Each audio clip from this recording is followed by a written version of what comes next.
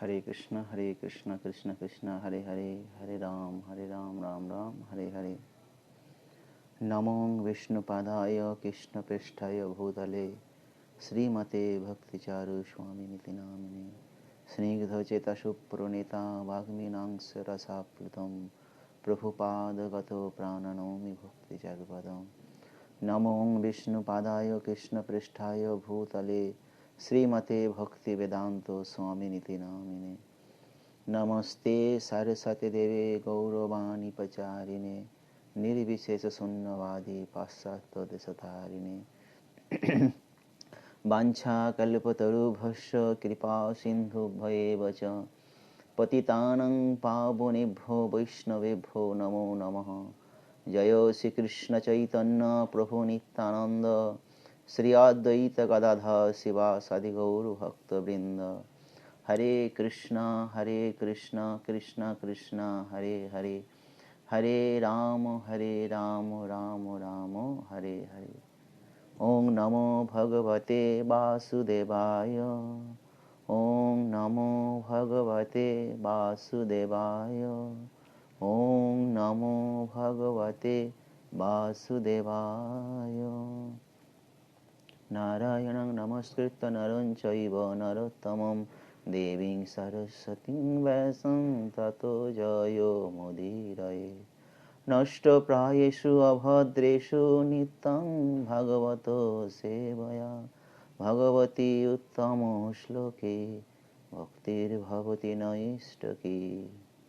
वन्दे श्रीकृष्ण चैतन्य नित्यानंद सहोदितो गौरद्वये पुष्पवन्तो चित्तसंदो तमोनुधो। হরে কৃষ্ণ। তো ভক্তবৃন্দ, আপনারা সব ভালো আছেন? আজ 2020 সালের অন্তিম দিন। তো 2020 সাল নানা রকম ঘাত প্রতিঘাতে সংগ্রাম করে আমাদের এগিয়ে চলতে হচ্ছে ভগবানের শরণ নিয়ে। তো আমরা যেইভাবে 2020 সাল ভগবানের শরণাগত হয়ে গুরু গৌরাঙ্গের কৃপা আশীর্বাদে আমরা এগিয়ে চলেছি, পরবর্তী দিনগুলোতে আমরা বছরগুলোতে সেইভাবে চলবো ভগবানের শরণ নিয়ে। তো গত 26 তারিখে আমার পিতৃদেব গত হয়েছেন। তো সেই সম্বন্ধে আমি কিছু পড়ছিলাম আর কি বিভিন্ন জায়গা থেকে, যে শ্রাদ্ধ প্রক্রিয়া কী, শ্রাদ্ধ কী। তো সেখান থেকে কিছু তথ্য পেয়েছি। তো ভাবলাম ভক্তরা অনেকদিন ক্লাসও হচ্ছে না, তো আপনাদের সঙ্গে একটু সেগুলো আলোচনা বা শেয়ার করতে চাইলাম, যেগুলো আপনাদের যদি কখনো কারো কাজে লাগে। তো সেজন্য আলোচনা করছি, সেটা আমার আরও কনফিডেন্স বাড়বে আমার এগুলো আলোচনার মাধ্যম দিয়ে। তো শিল প্রভুপাদ শ্রীমদ্ ভাগবতমে বর্ণনা দিয়েছেন শ্রাদ্ধ সম্পর্কে। হরিনাম চিন্তামণিতে শিল ভক্তিবেদান্ত ঠাকুর মহাশয় বর্ণনা দিয়েছেন। তো শিল ভক্তিবেদান্ত ঠাকুরের থেকে আমরা শুরু করব। ভক্তিবেদান্ত ঠাকুর মহাশয় হরিনাম চিন্তামণিতে কি বলেছেন সেই সম্বন্ধ থেকে।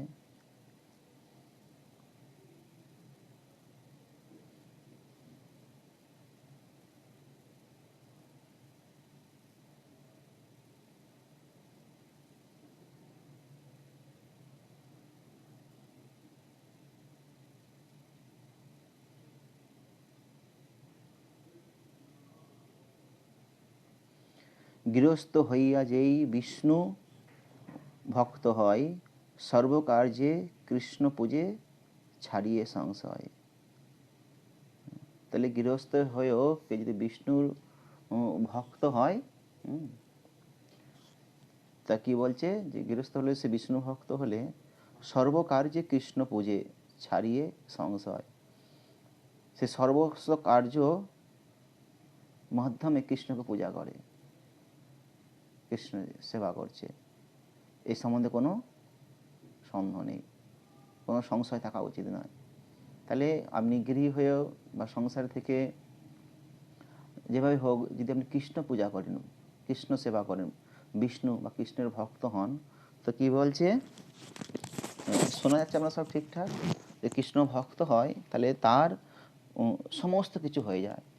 সে যে কাজটা করবে শুধু ভগবানের জন্য করছে, সেটা কৃষ্ণ ভক্তি হয়ে যাচ্ছে।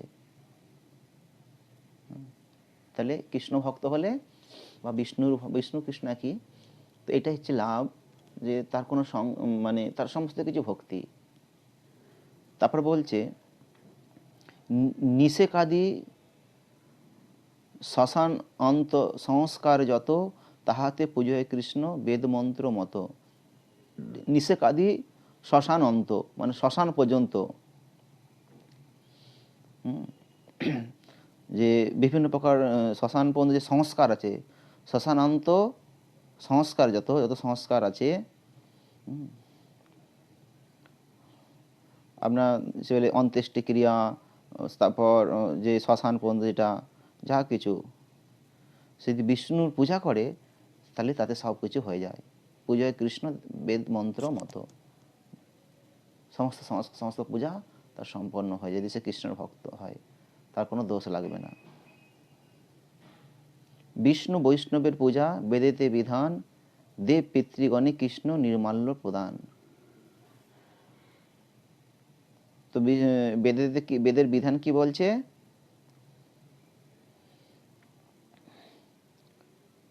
যে বিষ্ণু এবং বৈষ্ণবদের পূজা করতে বলছে।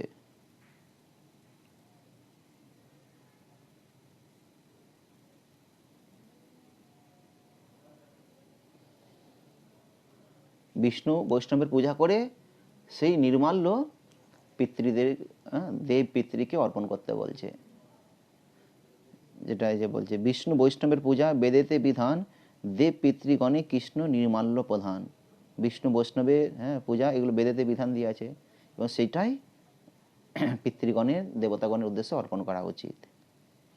মায়াবাদী মতে পিতৃ শ্রাদ্ধ যেই করে, যে বা অন্য দেব পূজে অপরাধে মরে।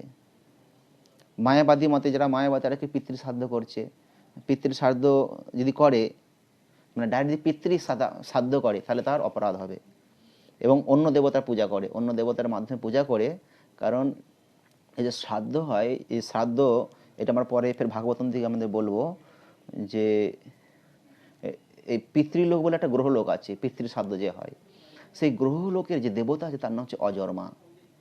এই যে সে দেবতারকে যে পূজা করে পিতৃ শ্রাদ্ধের জন্য, তাহলে তার অপরাধ, সে অপরাধে মরবে। বুঝতে পেরেছেন? এটা বলছে যে মায়াবাদী মতে পিতৃ শ্রাদ্ধ যেই করে, যে বা অন্য দেব পূজে অপরাধে মরে। তো অন্য দেবতা পূজা করলে, অন্য কিছু করলে সে তার অপরাধে সে মরবে। তাই হরিনাম চিন্তামণির পঞ্চম অধ্যায়ে এটা আছে, যেটা আপনাদেরকে আমি শ্রবণ করালাম। তাহলে বোঝা গেল, তাহলে পিতৃ শ্রাদ্ধটা কী করে সম্পন্ন হবে? আগে ভগবান বিষ্ণু বা কৃষ্ণের পূজা করে সে নির্মাল্য প্রসাদ পিতৃদেবের উদ্দেশ্যে অর্পণ করা হয়। তো বৈষ্ণবরা 3 দিনের পর 4 দিনের দিন তার পিতৃ শ্রাদ্ধ করে নেবেন। তো আমি গত 4 দিন মানে পরশু দিন গিয়েছিলাম 29 তারিখে শ্রীধাম মায়াপুরে। গঙ্গা ভগবান বিষ্ণুর সঙ্গে চরণে যোগাযোগ আছে। তো প্রথমে ভগবানের প্রসাদ, তো কী হয়েছে, রাধা মাধবের নৃসিংহদেবের প্রসাদ নিয়েছিলাম। ওনাদের ফুলের মালা, নির্মাল্য থেকে যাবতীয় জিনিসপত্র সংগ্রহ করে সেটি গঙ্গা ঘাটে নিয়ে গিয়ে প্রথমে মা গঙ্গারকে ভোগ লাগানো হলো, তাকে অর্পণ হলো, অর্চন, পূজা, আরতি, প্রসাদ, ভগবানের প্রসাদ অর্পণ, এগুলো অর্পণ করে তার পূজা অর্চনা হয়েছে। হওয়ার পর তারপর পিতৃদেবের উদ্দেশ্যে ভোগ অর্পণ করে পিতৃদেবকে অর্চনা করা হয়েছে। ব্রাহ্মণকে যে দান সিধা বলা হয়, সিধা দক্ষিণা বস্ত্র দান করতে হয়। তারপর পিতৃদেবের উদ্দেশ্যে যে পিতৃদেবকে ভালোবাসে তা একটি ফল করতে হয়, যে ফলটা আমি পিতার জন্য ব্রত করছি, গ্রহণ করব না। তো বৈষ্ণবরা সাধারণত কী করবেন, কারণ সেটা ভগবান সব কিছু দেয়, তো সেজন্য সেটা ওনারা বললেন সুপারি ফল বৈষ্ণবরা করেন, ভগবানের পিতৃদেবের উদ্দেশ্যে করেন আর কি, যে ব্রত করেন যে আমি সুপারি ফল খাবো না। তারপর হরিনাম কীর্তন করতে হয়, বৈষ্ণবরা সেখানে হরিনাম কীর্তন, এখানে ব্রাহ্মণ বৈষ্ণব সেবা যেটা বলছে, বৈষ্ণবদের অর্পণ করে তারপরে করতে বলছে। তো শ্রীমদ্ ভাগবতমে এখানে বলছেন চতুর্থ স্কন্ধ, আপনারা পরে দেখে নেবেন, চতুর্থ স্কন্ধের 18 অধ্যায়ের 18 নম্বর শ্লোক। মনে থাকবে চতুর্থ স্কন্ধ 18 অধ্যায় 18 নম্বর শ্লোকে, বৎসেন পিতর অজর্মা কব্বম ক্ষীরম অধুষ্যতঃ আমপাত্রে মহাভাগা শ্রদ্ধয়া শ্রাদ্ধ দেবতা। শ্রাদ্ধ কর্মের, শ্রাদ্ধ অনেকে ভুল উচ্চারণ করে, ভুল বলে, অপব্যাখ্যা হয়ে যায়, শব্দটা ভুল শোনায়। এখানে কি বলছেন? শ্রাদ্ধ কর্মের, শ্রদ্ধা থেকে আসছেন শ্রাদ্ধ। শ্রাদ্ধ কর্মের মুখ্য দেবতা সৌভাগ্যবান পিতৃগণ অজর্মাকে বৎস বানিয়ে অত্যন্ত শ্রদ্ধা সহকারে অপক্ষ মৃন্ময় পাত্রে কব্য দহন করেছিলেন, যাহা হচ্ছে পিতৃদের উদ্দেশ্যে নিবেদিত অন্ন। তো শিল প্রভুপাদ ব্যাখ্যা করছেন। তো শিল প্রভুপাদ প্রথমে ভগবদ্গীতার 9ম অধ্যায়ের 25 নম্বর শ্লোকের কথা তুলে ধরলেন। পিতৃযান্তি পিতৃব্রতা, একটা শ্লোক আছে না, যান্তি দেবব্রতা দেবান পিতৃন যান্তি পিতৃব্রতা ভূতানি যান্তি ভূতেজা মধ্যা জিন অপিমাম। অর্থাৎ ইতর দেবতা যাই দেবলোকে, পিতৃলোক উপাসক যায় পিতৃলোকে, ভূত প্রেত উপাসক ভূত লোকে যায়, আমাকে ভজন করে আমাকেই পায়, আমার পূজন হয় সকলে সম্ভব, দরিদ্র হলেও নহে অপেক্ষা বৈভব। অর্থাৎ যারা দেবতাদের উপাসক তারা দেবলোকে যায়, যারা পিতৃপুরুষদের উপাসকেরা তারা পিতৃলোকে লাভ করেন, ভূত প্রেত আদি উপাসকেরা ভূত লোকে লাভ করেন। আর আমার কৃষ্ণ বলছেন, স্বয়ং কৃষ্ণ বলছেন তো নিজের মুখে শ্লোকটা, কৃষ্ণ বলছেন যারা আমার উপাসনা করে তারা আমাকেই লাভ করেন। বোঝা গেল? তো এখানে শিল প্রভুপাদ বললেন যারা পরিবারের কল্যাণ সাধনে আগ্রহী তাদের বলা হয় পিতৃব্রতা। বোঝা গেল? পরিবারের কল্যাণ সাধনে যদি আগ্রহী হন তাকে পিতৃব্রতা বলছে। তো পিতৃলোক নামক একটি গ্রহলোক রয়েছে এবং সেই লোকের প্রধান বিগ্রহ হচ্ছেন অজর্মা। তাহলে মনে থাকবে পিতৃলোক একটা লোক আছে, সেই লোকের যে দেবতা অধিষ্ঠাত্রী সে বিগ্রহ তার নাম হচ্ছে অজর্মা। তিনি এক প্রকার দেবতা এবং তার সন্তুষ্টি বিধান করার মাধ্যমে কোনো ব্যক্তি প্রেতজনী প্রাপ্ত পরিবারের সদস্যদের স্থূল শরীর লাভে সাহায্য করতে পারে। তিনি এক প্রকার দেবতা এবং তার সন্তুষ্টি বিধান করার মাধ্যমে কোনো ব্যক্তি প্রেতজনী প্রাপ্ত পরিবারের সদস্যদের স্থূল শরীর লাভে সাহায্য করতে পারে। তাহলে বোঝা গেল পিতৃলোক আছে, পিতৃলোকের দেবতা হচ্ছেন অজর্মা, তাকে কেউ উপাসনা করে আর করে, তাহলে তার পরিবারের কেউ যদি প্রেতজনী মানে হচ্ছে আমাদের দুটো শরীর আছে, স্থূল শরীর একটা সূক্ষ্ম শরীর।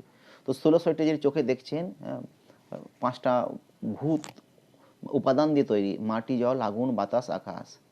আর সূক্ষ্ম শরীরটি তৈরি হচ্ছেন মন বুদ্ধি অহংকার। তো যখন এই স্থূল শরীর ত্যাগ করে তখন কে সে প্রেত শরীর, মন বুদ্ধি অহংকার দুই শরীর, সেই শরীর সে ধারণ করে সে তার কর্মফল অনুসারে সে ভ্রমণ করে বেড়ায়। অত্যন্ত কষ্টের এই শরীরটি। তো তখন এই অজর্মার বলছে, এখানে কি বলছে, সন্তুষ্টি বিধান কর অজর্মা বা দেবতাকে, তাহলে সেই ব্যক্তিটি প্রেত জনি থেকে মুক্ত হয়ে সে একটা শরীর লাভ করবে, স্থূল শরীর, সূক্ষ্ম শরীর ছেড়ে এই স্থূল শরীর লাভ করতে পারে। যারা অত্যন্ত পাপী এবং পরিবার গৃহ গ্রাম অথবা দেশের প্রতি আসক্ত, তারা জড় উপাদান রচিত স্থূল দেহ প্রাপ্ত হয় না, পক্ষান্তরে তারা মন বুদ্ধি অহংকার দ্বারা রচিত সূক্ষ্ম শরীরে থাকে। তাহলে বোঝা গেল? তাহলে এই স্থূল শরীর তারা কারা পায় না? মৃত্যুর পর সূক্ষ্ম শরীর পায়, যেটা খুব কষ্টকর, যারা অত্যন্ত পাপী। তাহলে যে অত্যন্ত পাপী হয় আর কি বলছে, পরিবার গৃহ গ্রাম অথবা দেশের প্রতি আসক্ত। কি কি? পাপী, পরিবার, গৃহ গ্রাম অথবা দেশের প্রতি আসক্ত। যে তার দেশের প্রতি আসক্ত, যে গ্রামের প্রতি, যে পরিবারের প্রতি আসক্ত, তারা জড় উপাদান রচিত স্থূল দেহ প্রাপ্ত হয় না। এই স্থূল শরীরটা সে তারা প্রাপ্তই হবে না, মুক্তি তো দূরের কথা। পক্ষান্তরে তারা মন বুদ্ধি অহংকার দ্বারা রচিত সূক্ষ্ম শরীরে থাকে, প্রেত শরীর বা সূক্ষ্ম শরীরে থাকে। যারা এই প্রকার সূক্ষ্ম শরীরে থাকে তাদের বলা হয় প্রেত। তাহলে বোঝা গেল ব্যাখ্যাটা বা জিনিসটা। তাহলে যারা মন বুদ্ধি অহংকার দ্বারা রচিত শরীরে অবস্থান করে তাদেরকে সেই শরীরটা কি শরীর বলছে? সূক্ষ্ম শরীর বা প্রেত শরীর। এই প্রেত অবস্থা অত্যন্ত কষ্টদায়ক, কারণ তাদের বুদ্ধি, মন, অহংকার রয়েছে এবং তারা জড়জাগতিক জীবন উপভোগ করতে চায়, কিন্তু যেহেতু তাদের স্থূল শরীর, জড় শরীর নেই, তাই তারা তাদের মনোবাসনা পূর্ণ করতে পারে না এবং তার ফলে তারা নানা রকম উৎপাত করে। তাহলে বোঝা গেল যে প্রেত শরীরটা কি না? প্রেত শরীরটা হচ্ছে তাহলে মন, বুদ্ধি, অহংকার দিয়ে তৈরি। তাহলে মন আছে, বুদ্ধি আছে, অহংকার আছে। তাহলে দেখুন আমাদের স্থূল শরীরটা আছে, এই শরীরটার সাথে সাথে কিছু আমাদের মন আছে, সবার মন আছে না, বুদ্ধি আছে, অহংকার আছে। তাহলে মন দিয়ে কি করে? সে উপভোগ করতে চায়, আর বুদ্ধিতে সেটা সে পেতে মানে পাওয়ার জন্য তার ব্যবস্থা করে। এখন সে মন বুদ্ধি আছে, পেতে চাইছে, ভোগ করতে চাইছে, কিন্তু তার শরীর নেই, ভোগ করবে কি দিয়ে? মানুষের চোখ, কান, নাক, জিহ্বা, ত্বক, শরীরের অঙ্গ সব কিছু আছে, সেগুলো সে তার উপভোগ করেছে।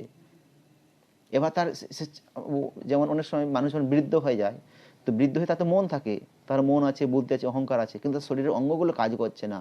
তখন সে ভোগ করতে চাইছে বা জিনিস করতে চাইছে, কিন্তু সে করতে পারছে না। আর না করতে পারার ফলে কি হচ্ছে? সে অত্যন্ত বিরক্ত, অসন্তুষ্ট, রাগী এরকম হয়ে যাচ্ছে। তো এইভাবে প্রভুপাদ যেটা বলছেন, তাহলে প্রেত শরীরটা সে এই মন, বুদ্ধি, অহংকার রয়েছে, সেই জড়জাগতিক জীবন উপভোগ করতে চাইছে, কিন্তু যেহেতু তার স্থূল শরীরটা নেই, তাই সে ভোগ করতে পারছে না। যখন সে ভোগ করতে পারছে না, তখন সে ক্রোধ হয়ে যাচ্ছে। তাহলে জড়জগতে এই ভৌতিক আমাদের সংসারে দেখেছি মানুষজন সেটা পারে না, সে অত্যন্ত ক্রোধী, রাগী, খুব হয়ে যায়। তাই না? যেমন খুব খিদে লেগেছে, কিন্তু খাবার পাচ্ছে না, অথচ খাবার আছে, তখন সে কি করে রেগে যাচ্ছে, আর সেটা পাওয়ার জন্য চেষ্টা করছে, হাঙ্গামা করছে। আপনারা এই দেখেছিলেন না কিছুদিন আগে এই লকডাউনে, যে কিছু মানুষ পরিযায়ী শ্রমিক তারা ফিরছিলেন ট্রেনে করে, তো তাদের খাবার দেওয়ার জন্য মানুষ এখানে খাবার বানিয়ে তাদের স্টেশন দিতে আসছিলেন, কিন্তু ট্রেনের স্টেশনে কোনো খাবার নেই। তার দিনের পর দিন খাবার, একদিন দুদিন ট্রেন চলছে, কোনো খাবার পাচ্ছে না।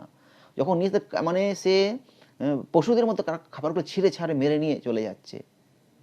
এটা তো ইন্দ্রিয়, খাওয়ার জিহ্বা, বেগ, জিহ্বাকে ইয়ে করার জন্য। এখন যে সে সেটা যদি না পায়, তাহলে কি সে মারপিট করবে, এ করবে। ঠিক তেমনি যাদের এইরকম ভোগ বাসনা, ভোগ তৃপ্তি আছে বা সূক্ষ্ম শরীর আছে, মানে প্রেত শরীর, সূক্ষ্ম শরীর যদি না পায়, বা সেই সূক্ষ্ম শরীর যদি মুক্তি না পায়, তখন সে করবে এই উৎপাতগুলো শুরু করবে। সে কোনো মানুষকে ডিস্ট্রাক্ট করতে, পরিবার পরিজন বা যে অশৌচ মানে যা কিছু হয়, বিশেষ করে যারা পেট শরীর, সে তারা কাদিকে করে, যারা পরিষ্কার পরিচ্ছন্ন শুদ্ধ থাকে, নাম কীর্তন করে, তাদেরকে অ্যাটাক করতে পারে না। যারা রাশি হালকা বলে একটা, আর একটা কি বলে অপরিষ্কার অপরিচ্ছন্ন থাকে, তাদের মন শুদ্ধ নয়, ভগবানের নাম করে না, তাদেরকে এই প্রেত শরীর আক্রমণ করে তাদেরকে তাদের উপর অত্যাচার করে। বুঝতে পেরেছেন? এটাই বলছেন যে এই প্রেত অবস্থা অত্যন্ত কষ্টদায়ক, কারণ তাদের বুদ্ধি, মন, অহংকার রয়েছে এবং তারা জড়জাগতিক জীবন উপভোগ করতে চায়। তাহলে মন, বুদ্ধি, অহংকার জড়জাগতিক জীবনটা উপভোগ করতে চাইছে সে, কিন্তু সে করতে পারছে না। আর করতে না পারার ফলে কি হচ্ছে? তারা নানা রকম উৎপাত করছে। পরিবারের সদস্যদের, বিশেষ করে মৃত ব্যক্তির পুত্রের কর্তব্য হচ্ছে অজন্মা বা ভগবান বিষ্ণুর উদ্দেশ্যে নৈবেদ্য উৎসর্গ করা। তাহলে বুঝা গেল পরিবারের সদস্যদের, বিশেষ করে যেটা যার পুত্র, সে পুত্রের কর্তব্য সে মৃত ব্যক্তির, যিনি মারা গেছেন, পিতা হোক, মাতা হোক, তার পরিবার যাই হোক না কেন, তার উদ্দেশ্যে বিষ্ণুর নৈবেদ্য অর্পণ করা উচিত। ভগবান বিষ্ণুর, কৃষ্ণের প্রসাদ। ভারতবর্ষে অনাদিকাল ধরে মৃত ব্যক্তির পুত্র গয়ায় গিয়ে প্রেতযোনি প্রাপ্ত পিতার উদ্ধারের জন্য সেখানে বিষ্ণু মন্দিরে পিণ্ডদান করে আসছে। এমন নয় যে সকলের পিতায় প্রেতযোনি প্রাপ্ত হয়, কিন্তু এই পিণ্ডদান ভগবান শ্রী বিষ্ণুর পাদপদ্মে নিবেদন করা হয়, যাতে বংশের কেউ যদি প্রেতযোনি প্রাপ্ত হয়ে থাকেন, তাহলে তিনি স্থূল শরীর প্রাপ্ত হবেন।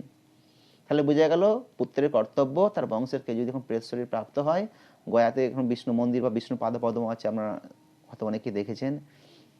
তো আমরা একবার সৌভাগ্য হয়েছিল, দর্শন করেছিলাম, প্রণাম, সেখানে আমরা করেছিলাম, অনেক বছর আগেকার কথা, প্রচার করতে করতে ওখানে গিয়েছিলাম গয়াতে এটা। তো সেখানে ওই নৈবেদ্য নিবেদন করা হয়, করে সেটা তার পিতার উদ্দেশ্যে গঙ্গাতে, ওখানে গঙ্গা ভিতরে অন্তর্গামী, সেখানে তাকে অর্পণ করা হয়। এর ফলে সে তার পরিবারে তিনি প্রেতযোনি শরীর থেকে তিনি মুক্ত হয়ে স্থূল শরীর লাভ করেন। কিন্তু কেউ যদি বিষ্ণু প্রসাদ গ্রহণে অভ্যস্ত হয়ে থাকেন, তাহলে তার পেজনী প্রাপ্ত হওয়ার তো মনুষ্যতর জন্ম লাভ করার কোনো সম্ভাবনা থাকে না। তাহলে বোঝা গেল, যিনি কৃষ্ণপ্রসাদ গ্রহণ করেছেন, অভ্যস্ত মানে কি, আপনি কৃষ্ণপ্রসাদ খেয়েছেন, হয়তো কোনো কালে কোথাও গিয়ে কৃষ্ণপ্রসাদ গ্রহণ করেছেন, বা রোজ আপনি কৃষ্ণপ্রসাদ গ্রহণ করছেন, তার মধ্যে বেশিরভাগ ভক্ত আছেন। হ্যাঁ, আর যারা ভক্ত এখনো হতে পারেননি, তারা চেষ্টা করুন ভক্ত হয়ে রোজ ভগবানকে নিবেদন করে কৃষ্ণপ্রসাদ গ্রহণ করা। তাহলে আপনাদের কোনোদিন প্রেত যোনি বা মনুষ্য থেকে নিম্নতর যোনি প্রাপ্ত হতে হবে না। এই হচ্ছে ভগবান কৃষ্ণের, বিষ্ণু বা কৃষ্ণপ্রসাদের মহিমা। বোঝা গেল? তো সেই জন্য ভক্ত বা বৈষ্ণবদের কোনো এই সাধ্য তর্পণ বিনোদন করার কোনো প্রয়োজন হয় না, কারণ তারা মনুষ্য তো উদ্বোধন পাবেই, না পেলে তারা ক্রমশ মনুষ্য শরীর না হলেও তারা মনুষ্য শরীর কি মানে ভক্ত পরিবারে তারা জন্মগ্রহণ করবে, যাতে তারা আরো তাড়াতাড়ি ভগবান প্রসাদ পেয়ে উদ্ধার লাভ করতে পারে। তাহলে বুঝতে পেরেছেন? তাহলে এইভাবে বিষ্ণু প্রসাদ কৃষ্ণ প্রসাদ গ্রহণে অভ্যস্ত হতে হবে। তাই ভক্তের কাছে অনুরোধ যে আপনারা প্রতিদিন ভগবানকে নিবেদন করে প্রসাদ পাবেন। তাহলে আমাদের কারণ মৃত্যু যে কোনো সময় আমাদের আসতে পারে। আমাদের কদিন ধরে বলছিলেন যে আমার সময় মৃত্যু পথযাত্রী, মৃত্যু আমাদের একদিন না একদিন হবেই। কিন্তু এই অভ্যাসটা থাকলে আমাদের প্রেতযোনি প্রাপ্ত হওয়ার কোনো সম্ভাবনা থাকবে না, এবং নিম্নজনীও প্রাপ্ত হতে হবে না। বৈদিক সভ্যতায় মৃত আত্মার কল্যাণের জন্য শ্রদ্ধা ও ভক্তি সহকারে খাদ্যদ্রব্য নিবেদন করার মাধ্যমে শ্রাদ্ধ অনুষ্ঠানের প্রচলন রয়েছে। তাহলে শ্রদ্ধা থেকে আসে কি? শ্রাদ্ধ।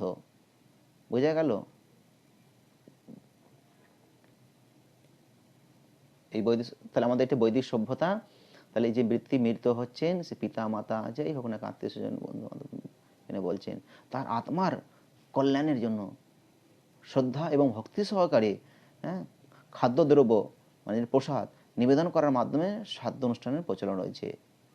কেউ যদি শ্রদ্ধা ও ভক্তি সহকারে ভগবান শ্রী বিষ্ণুকে অথবা পিতৃলোকে ভগবানের প্রতিনিধি অজর্মাকে নৈবেদ্য উৎসর্গ করে, তাহলে তার পূর্বপুরুষেরা তাদের কর্ম অনুসারে ইন্দ্র সুভোগের জন্য স্থূল জড় শরীর প্রাপ্ত হতে পারেন, অর্থাৎ তাদের প্রেতযোনি প্রাপ্ত হতে হয় না। তাহলে বোঝা গেল, শ্রাদ্ধটা কি? একমাত্র ভগবান কৃষ্ণের প্রসাদ তাকে দিতে হবে।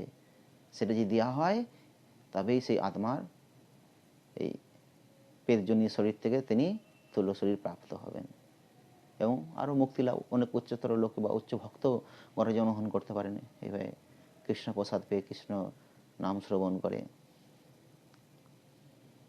তো গঙ্গা যেহেতু ভগবানের চরণ পদ্মতে আসছে, চরণ সঙ্গে যুক্ত আছেন, তা সেটা সব থেকে শ্রেষ্ঠ এবং ভগবানের প্রসাদ। হ্যাঁ, রাধা গোবিন্দের গৌরনীতায়ের প্রসাদ, রাধা মাধবের প্রসাদ পিতৃদেবের বা যার আত্মীয় আত্মার উদ্দেশ্যে অর্পণ করা উচিত। তাহলে আপনারা পেলেন এটা ভাগবতম থেকে, হরিনাম চিন্তামণি শ্রীমদ্ ভাগবতম থেকে। এছাড়া আরও কিছু তথ্য সংগ্রহ করেছি, তো আপনাদের কাছে চেষ্টা করব শ্রবণ করানোর।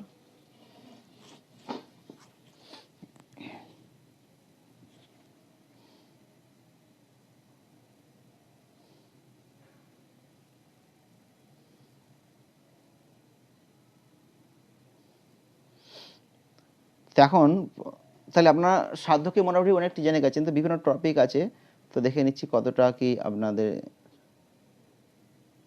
জন্য উপযুক্ত হয়। তো শ্রীমদ্ ভগবদ্গীতায় ব্যাখ্যা কি বলছে, যে একটি দেহ ত্যাগ করার পর অন্য একটি দেহ লাভ হয়। হ্যাঁ, কিন্তু কখনো কখনো কেউ যদি অত্যন্ত পাপী হয়, তাহলে সে অন্য আরেকটি দেহ দেহান্তরিত হয় না, সে প্রেতযোনি প্রাপ্ত হয়। মৃত ব্যক্তিকে প্রেতযোনি থেকে অব্যাহতি দেওয়ার জন্য শাস্ত্রের বিধান অনুসারে শ্রাদ্ধ অনুষ্ঠান করা আবশ্যক। তাহলে শ্রাদ্ধ অনুষ্ঠান কেন করা অবশ্যই, কর্তব্য কেন? এইভাবে সে মৃত ব্যক্তি যিনি যদি প্রেত শরীর প্রাপ্ত হয়, আমরা তো জানি না তিনি কি শরীর কি প্রাপ্ত হচ্ছেন, তবে এটা গ্যারান্টি, যেটা আমরা শাস্ত্র প্রভুপাদ ভাগবত আমরা পেলাম, যে ব্যক্তি কৃষ্ণ প্রসাদ গ্রহণ করছেন, গ্রহণে অভ্যস্ত, তাকে প্রেতযোনি প্রাপ্ত হতে হয় না। তো চেষ্টা করুন ভক্ত হয়ে ভক্ত সঙ্গে থাকার, ভক্তি গ্রহণ করা, আপনার কেবল কৃষ্ণ প্রসাদ গ্রহণ করা, আরও ভক্তদেরকে এইভাবে মানুষজনকে এইভাবে ভক্তিপথে নিযুক্ত করা এবং তাদেরকে কৃষ্ণ প্রসাদ গ্রহণে উৎসাহিত করা। বুঝতে পেরেছেন? যেন আমরা গত সেই গীতা জয়ন্তী দিন আমরা গিয়েছিলাম, অনেকে প্রশ্ন করেছিল, আপনারা শুনেছেন হয়তো অনলাইনে অনেকে, যে নিরামিষ আমিষের ব্যাপার। নিরামিষ আমিষের ব্যাপারে কথা ভগবান বলেনি, এখানে কি বলেছেন, ভগবান বলছে আমাকে দিয়ে তুমি গ্রহণ করো। ভগবানকে দিয়ে মানে কৃষ্ণ প্রসাদ বিষ্ণু প্রসাদ গ্রহণ করতে হবে।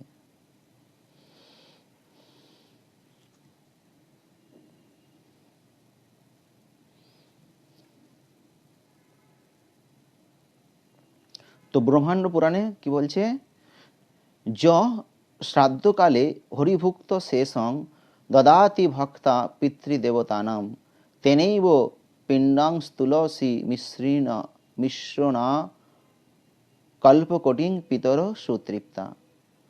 কি বললাম, ব্রহ্মাণ্ড পুরাণে বলছে, কি বলল না, শ্রাদ্ধ দিনে ভক্তি সহকারে শ্রী হরির মহাপ্রসাদ এবং তুলসী মিশ্রিত পিণ্ড ও পিতৃ বা দেবগণকে অর্পণ করলে পিতৃগণ কোটিকল্প পর্যন্ত সম্পূর্ণ তৃপ্তি লাভ করেন। তাহলে শ্রাদ্ধ দিন তো বৈদিক বিধান মতে বৈষ্ণবদের 4 দিন 3 দিন করে, 4 দিনের দিন বা 3 দিন পর 4 দিনের দিন করতে হয়। আর এমনি জাগতিক মতে 10 দিন, 10 দিনের পর 11 দিনে ঘাট বলে, যেটা পরিষ্কার, মানে যেহেতু 10 দিন সে ব্রত করেছে, শুদ্ধ থাকার চেষ্টা করেছে। হবিষান্ন খেয়ে কেন করে না, সে যাতে শুদ্ধ থাকে, কারণ সে তো মাছ মাংসে অশুদ্ধ হয়ে থাকে, অশুদ্ধ হয়েছিল, তাই মিনিমাম 10 দিন তাকে খেয়ে শুদ্ধ হতে হয়। যদি শাস্ত্রে আমরা বৈদিক শাস্ত্রে কি পাচ্ছি, বা মেডিকেল শাস্ত্রে এবং শাস্ত্রেও, যে একটা ব্যক্তিকে শুদ্ধ হতে গেলে 7 বছর টাইম লাগে, তাকে 7 বছর মানে কৃষ্ণপ্রসাদ খেতে হবে। যদি কৃষ্ণপ্রসাদ খাওয়ার মানে কৃষ্ণপ্রসাদ বলতে কি, মানে যেটা যদি আমার নিরামিষ, এখানে প্রসঙ্গটা আসছে এই কারণে, মানে বোঝানোর জন্য, মানে 7 বছর খেলে তার পুরো পুরো 7 বছর পর শরীরের বডির সেলগুলো চেঞ্জ হয়। তো 7 বছর নিরামিষ কৃষ্ণপ্রসাদ খেলে তারা শুদ্ধ, তার শরীরটাই তৈরি হয়ে যায়, শুদ্ধ বিশুদ্ধ হয়ে যায়।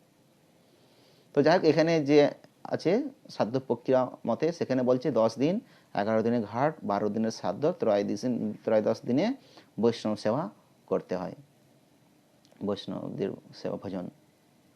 আর আছে 30 দিনে এটা করা যায় এইভাবে। তো তাহলে এখানে কি বলছে, ব্রহ্মাণ্ড পুরাণে যে ভক্তি সহকারে শ্রাদ্ধর দিনে ভক্তি সহকারে শ্রী হরির মহাপ্রসাদ এবং তুলসী মিশ্রিত পিণ্ড পিতৃ বা দেবগণকে অর্পণ করলে কোটিকল্প পর্যন্ত সম্পূর্ণ তৃপ্তি লাভ করেন পিতৃগণ। তাহলে আগে ভগবানকে নিবেদন করতে হবে তুলসী পাতা দিয়ে, তারপর সেটা পিতা বা দেবতা তুলসী অর্পণ করতে হবে। পরলোকগত ব্যক্তি পরজীবনে যাতে সদ্গতি হয়, মঙ্গল হয়, সেই উদ্দেশ্যে পিণ্ডদান করা হয়। আর তার শ্রাদ্ধ করলে ইহলোকের বংশধর পবিত্র হয়। ইহলোকে যে বংশধর তারা সবাই পবিত্র হয়ে যাবে। রামায়ণে 76 স্বর্গে বলা হয়েছে, ব্রাহ্মণেরা উপস্থিত হয়ে রাজা দশরথকে চিতার মধ্যে স্থাপন করে জ্বলন্ত আগুনে আহুতি দিয়ে তার পারলৌকিক শুদ্ধির উদ্দেশ্যে মন্ত্র জপ করতে লাগলেন। তাহলে আহুতি এভাবে বলছে 3 প্রকার হচ্ছে হয় সমাধি বা সংস্কার। একটা হচ্ছে অগ্নি সংস্কার, অগ্নি সমাধি, একটা হচ্ছে ভূমি সমাধি মাটির মধ্যে, আর একটা আমি ভুলে গেলাম, 3 রকম সমাধি, জল সমাধি বোধহয়, আমি ভুলে গেছি, 3 রকম সমাধি আছে, বুঝতে পেরেছেন। তো ছিল ভক্তি ঠাকুরের একজন শিষ্য ছিলেন ভক্তি বিলাস স্বামী মহারাজ। তো আমাদের এখানে যেন মহারাজের মুক্তি আমি শুনছিলাম, গৌরাঙ্গ প্রেম স্বামী মহারাজের। তো ভক্তি বিলাস মহারাজ তিনি খুব উচ্চকোটি সম্পন্ন ভক্ত ছিলেন। তো ভক্তি ঠাকুর তাকে বলেছিলেন, তুমি গ্রামে গঞ্জে প্রচার করো। তো গ্রামে গিয়ে প্রচুর তিনি প্রচার করেছিলেন, বোধহয় বাংলাদেশ না কোথায় বলেছিলেন। তো যাই হোক, উনি প্রচুর প্রচার করার পর অনেক ভক্ত তৈরি করেছিলেন। তো তিনি এখন শুদ্ধ ভক্ত ছিলেন। তো তিনি বলেছিলেন যে আমি দেহ ত্যাগ করার পর আমার শরীরটাকে সমাধিস্থ করবে না, আমার শরীরটাকে অগ্নিতে সমাধি দিবে। তো তাকে ওই জগন্নাথ পুরীতে আপনার যে স্বর্গদ্বার আছে, স্বর্গদ্বারে অগ্নিতে তাকে সংস্কার করা হয়েছিল। তো অগ্নি সংস্কার বলছে এই 3 রকম সংস্কারের মধ্যে অগ্নি সংস্কার সব থেকে শুদ্ধ। আর সমাধি কেন না, সমাধি দিলে সমাধি সেবা করবে কে, হয়তো তার শিষ্যরা করলো, তারপরে তারা কারা করবে পরবর্তীকালে। কারণ সমাধি যদি মৃত্তিকা সমাধি হয়, তো মৃত্তিকা সমাধি করলে তার মানে সেবা পূজা করতে, ভোগ নিবেদন সেবা পূজা করতে হবে। তো সেই জন্য তিনি চেয়েছিলেন যে আমার এরকম দাহ করে দিতে। তেইভাবে ভগবান শ্রী রামচন্দ্র তার পিতার উদ্দেশ্যে তাই তো রাজা দশরথকে এইভাবে আগুনে সমাধি করে তার পারলৌকিক শুদ্ধির উদ্দেশ্যে মন্ত্র জপ করা হয়েছিল।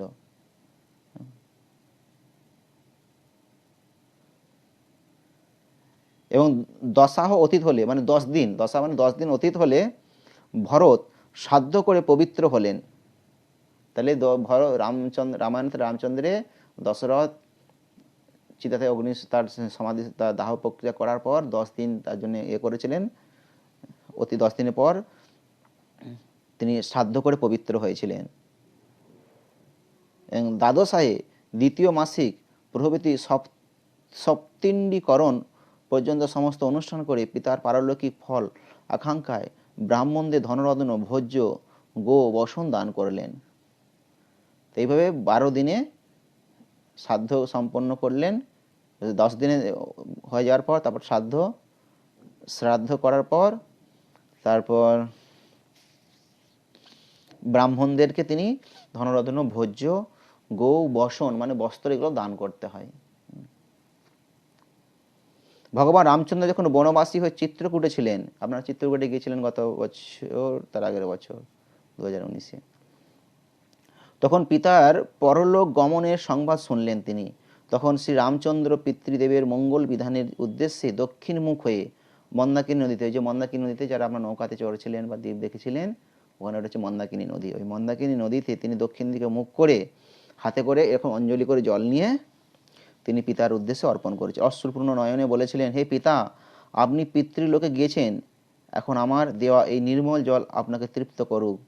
অর্থাৎ পরলোকগত পিতৃদেবের উদ্দেশ্যে কেউ যদি ইহলোক থেকে ইহলোকে অর্পণ করে তার পিতৃদেবের তৃপ্তি হয়। সেই জন্য শ্রাদ্ধ শান্তি কথাটি বেশি প্রচলিত, যে শ্রাদ্ধ শান্তি পিতৃদেবের উদ্দেশ্যে আমরা গঙ্গায় গিয়ে, যেটা আমাকে তিল কুশ দিয়ে গঙ্গা জল দিয়ে 3 বার তো অর্পণ করতে হয় পিতার উদ্দেশ্যে। সেটা দান, এইভাবে ডান দিকে দিতে হবে। কে যদি আপনার পিতৃ থেকে অনেকে তো অর্পণ করে গঙ্গায় গিয়ে আর পিতাদেবের উদ্দেশ্যে অর্পণ করেন, তো ডান দিক দিয়ে তাকে দিতে হবে, তর্পণ করতে হবে। তো শ্রাদ্ধ করলে পরলোকে জীবাত্মার শান্তি হয়।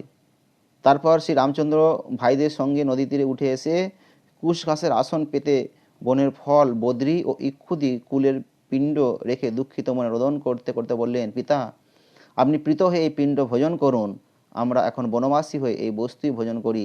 এই কথা রামায়ণে 103 সর্গে বলা হয়েছে।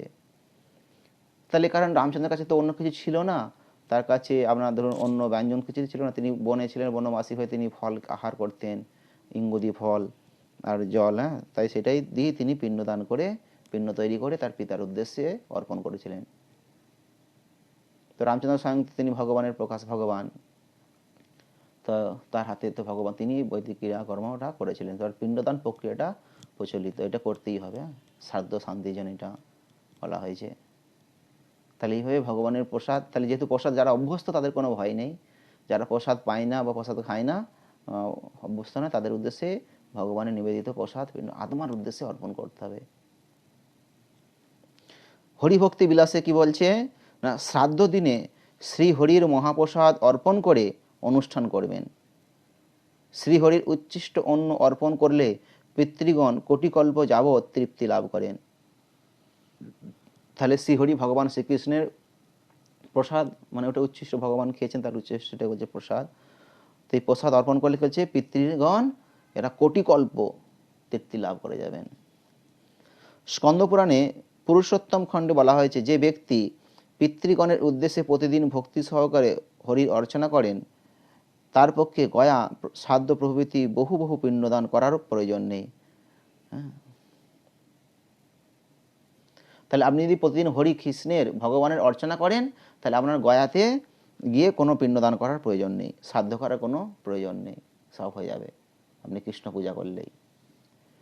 তারপর ব্রহ্মপুরাণে বলা হয়েছে, যে ব্যক্তির গৃহে বৈষ্ণব ভোজন করেন শ্রীহরি স্বয়ং এবং পিতৃগণের সেই গৃহে অন্ন সেবন হয়ে যায়।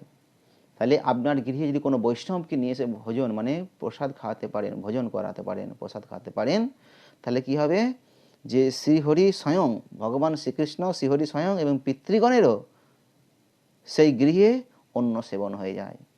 তাহলে বৈষ্ণব গৃহে কোনো বৈষ্ণবকে খাওয়ানো বা সেবা করার এই হচ্ছে মাহাত্ম্য, যে কৃষ্ণ এবং আরেকটি কি বললো, হরি কৃষ্ণ এবং পিতৃদেরও অন্ন সেবা হয়ে যাচ্ছে। তারপর তাহলে জীবাত্মা কর্মফলে যে দেহ লাভ করুক না কেন, এমনকি নরযন্ত্রণা ভোগ করুক না কেন, তার সদ্গতির উদ্দেশ্যে পারলৌকিক ক্রিয়া অনুষ্ঠান কর্তব্য। তাহলে বোঝা গেল এইভাবে জীবাত্মা, সে পিতা হোক, মাতা হোক, আপনার ভাই বন্ধু আত্মীয় স্বজন বা অন্য যে কেউ হোক না কেন, তার আত্মার উদ্দেশ্যে এই ভগবানের প্রসাদ অর্পণ, কি বলেছে বিষ্ণু হরিনাম চিন্তামৃত কি পেলাম, যে ভগবান কৃষ্ণ বিষ্ণু বা কৃষ্ণ বা বৈষ্ণবদের সেবা দিতে হয়। দেওয়ার পর তারপরে তার আত্মার উদ্দেশ্যে অর্পণ করতে হবে।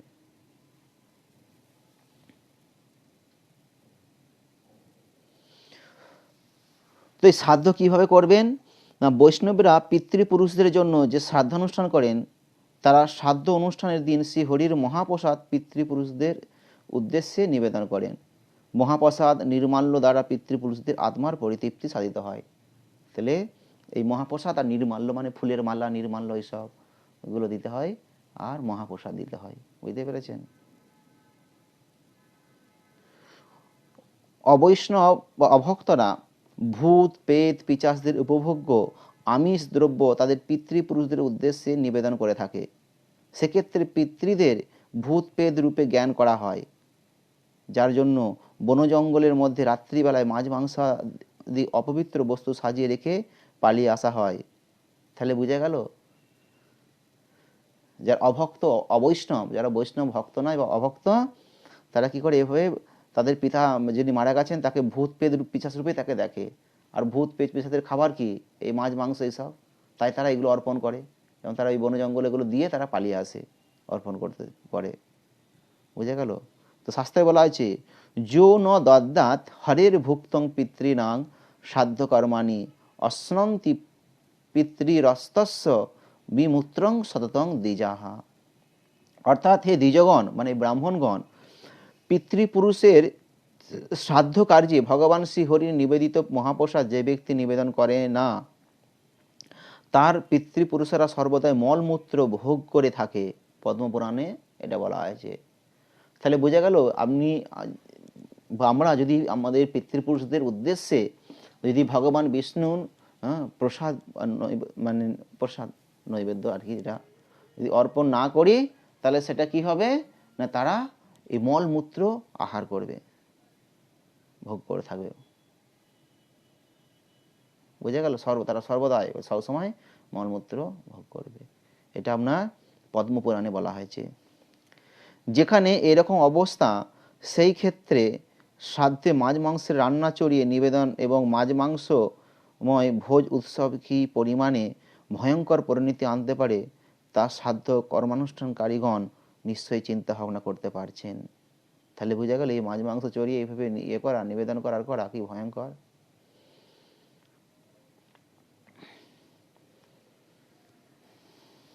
তো আমি তো আমার এখানে করেছি মায়াপুরে গিয়ে, তো আমি বাড়িতে যাচ্ছি 3 তারিখে যাব। তো আমাদের যারা ট্যুরের আমাদের রান্না করে ভক্তরা, তারাই আসবেন সব রান্না করতে, এবং আমিও থাকবো, এবং সুন্দর শুদ্ধভাবে কৃষ্ণপ্রসাদ রান্না হবে, মানে রান্না হয়ে সেটা ভগবানকে আমি নিবেদন করে সব আমার পিতৃদেবের উদ্দেশ্যে অর্পণ, এবং যার সমস্ত লোকজন আসবে সবাইকে কৃষ্ণপ্রসাদ খাওয়ানোর ব্যবস্থা করেছি। আপনারা কৃপা করবেন। কিন্তু কখনোই এই মাছ মাংস এইসবগুলো অর্পণ করা উচিত নয়, বা এখানে এইসব আমিষের কোনো ব্যবহার করা উচিত নয়। তাহলে যার উদ্দেশ্যে পড়ছে সাধ্যানুষ্ঠান, তার খুব ভয়ঙ্কর পরিণতি হয়ে উঠবে।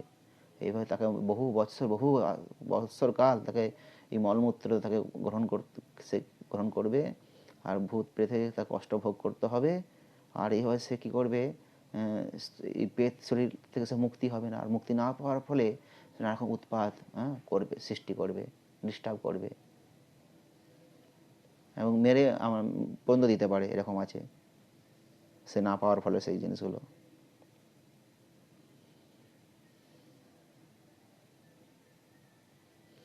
তো সাধ্যে যারা নিরীহ প্রাণী হত্যা করে মাছ মাংসাদি ভোজ করেন, সেই শ্রাদ্ধানুষ্ঠান যে আত্মার উদ্দেশ্যে করা হয়, এবং যারা যারা সেই শ্রাদ্ধান্ন সহ মাছ মাংসাদি ভক্ষণ করেন তারা সবাই অনন্তকাল নরকের বিভৎস যন্ত্রণা ভোগ করেন।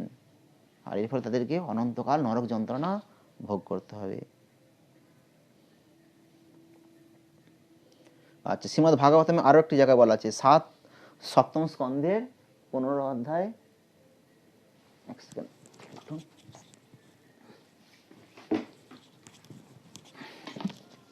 সপ্তম স্কন্ধে 15 অধ্যায় 7 নম্বর শ্লোকে,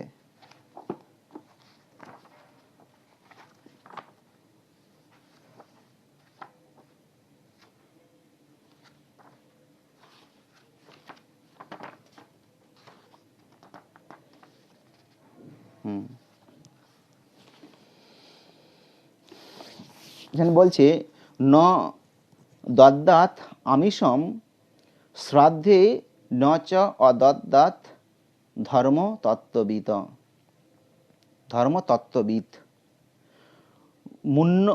মুন্নন্নৈ স্যাৎ পড়া প্রীতির যথা ন পশু হিংসয়া। ন মানে কখনোই না, দদ্দাত মানে নিবেদন করা, কখনোই নিবেদন করা উচিত না কি, আমিষম মাছ মাংস ডিম ইত্যাদি, কোথায় শ্রাদ্ধ অনুষ্ঠানে, ন চ অদদ্দাত এবং কখনোই স্বয়ং ভোজন করা উচিত নয়, ধর্মতত্ত্ব যিনি ধর্মতত্ত্ব সম্বন্ধে প্রকৃতি অবগত, মুনি অন্ন সাধুদের জন্য ঘি দিয়ে তৈরি খাদ্য স্যাৎ হওয়া উচিত, এবং কি বলছে ঘি দিয়ে খাদ্য তৈরি হওয়া উচিত, পড়া মানে প্রথম শ্রেণীর প্রীতি সন্ত যথা মানে ভগবানের পূর্বপুরুষদের জন্য, না পশু হিংসায় পশু হত্যা করার দ্বারা ভগবানের পূর্বপুরুষদের সন্তুষ্টি করা যায় না, সন্তোষ করা যায় না। তো ঘি দিয়ে তো আমি যখন দেখলাম পিতাদেবকে নিয়ে গেছিলাম, তো শ্মশানে নিয়ে গিয়ে তখন ওখানে কী করলেন, ওখানে একটা ছোটো করে ওরা সাধ্য করে দেয়, যে ওখানে আছেন যারা কোনো ব্রাহ্মণ থাকে, তো ওখানে ওই কলা দিয়ে আর পিণ্ড তৈরি করলেন, চাল আর এইসব দিয়ে ঘি দিয়ে মেখে পিতার উদ্দেশ্যে 3টে পিণ্ড তৈরি করে, পিণ্ড মানে বস্তু নিবেদন করা হলো, তারপর অগ্নি দিয়ে তাকে পৃথিবীর মুখাগ্নি করা হলো, শুদ্ধ করা হলো। তো ধর্মতত্ত্বজ্ঞ ব্যক্তি শ্রাদ্ধ অনুষ্ঠানে কখনো মাছ মাংস ডিম ইত্যাদি আমিষ নিবেদন করবেন না, এবং তিনি যদি ক্ষত্রিয় হন তাহলে স্বয়ং আমিষ আহার করবেন না। যখন ঘি দিয়ে তৈরি উপযুক্ত খাদ্য সাধুদের নিবেদন করা হয় তখন পিতৃপুরুষ এবং ভগবান অত্যন্ত প্রসন্ন হন। যজ্ঞের নামে পশু হিংসা করা হলে তারা কখনোই প্রসন্ন হন না। তাহলে বোঝা গেল? তার আগের শ্লোকেও বলেছে, দেবর্ষি পিতৃভূতেব্য আত্মনে স্বজনায় চ অন্নং সং বিভজন পশ্যেৎ সর্বং তৎপুরুষাত্মকম।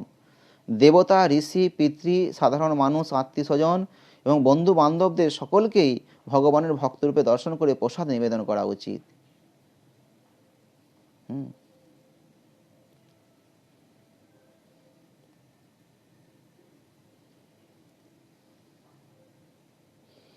প্রভুপাদ তাৎপর্য এটা বলেছেন যে সমস্ত জীবদের ভগবানের বিভিন্ন অংশরূপে দর্শন করে প্রসাদ বিতরণ করা উচিত, এমনকি দরিদ্রদের ভোজন করানোর সময়ও প্রসাদ বিতরণ করা উচিত। কলিযুগে প্রায় প্রত্যেক বছরই দুর্ভিক্ষ হয় এবং তার ফলে লোকহিতৈষী ব্যক্তিরা বহু অর্থ ব্যয় করে দরিদ্রদের ভোজন করায়। সেই উদ্দেশ্যে তারা দরিদ্র নারায়ণ সেবা শব্দটি আবিষ্কার করেছে, কিন্তু এটি নিষিদ্ধ। এই দরিদ্র নারায়ণ শব্দটা প্রয়োগ করা বা এ করা, সকলকেই ভগবানের বিভিন্ন অংশ বলে মনে করে প্রচুর পরিমাণে প্রসাদ বিতরণ করা উচিত, এবং দরিদ্র ব্যক্তিদের নারায়ণ সাজাবার অপচেষ্টা করা উচিত নয়। সকলেই ভগবানের সঙ্গে সম্পর্কযুক্ত, কিন্তু তার অর্থ এই নয় যে সকলেই ভগবান বা নারায়ণ। এই ধরনের মায়াবাদ অত্যন্ত ভয়ঙ্কর, বিশেষ করে ভক্তদের পক্ষে। শ্রী চৈতন্য মহাপ্রভু তাই মায়াবাদের সঙ্গ করতে কঠোরভাবে নিষেধ করেছেন। মায়াবাদী ভাষ্য শুনিলে হয় সর্বনাশ। কেউ যদি মায়াবাদীদের সঙ্গ করে তাহলে তার ভক্তি জীবনের বিনাশ অবশ্যম্ভাবী। তো এটা আমরা হরিনাম চিন্তামণি থেকে পড়ে শুনেছি প্রথমেই, যে মায়াবাদীদের দ্বারা চললে হবে না। তাহলে বোঝা গেল, তাহলে ভাগবতমের 2টো জায়গায় স্বয়ং ভগবান এইভাবে বর্ণনা দিচ্ছেন, উপদেশ দিয়েছেন। সপ্তম স্কন্ধে এবং চতুর্থ স্কন্ধে।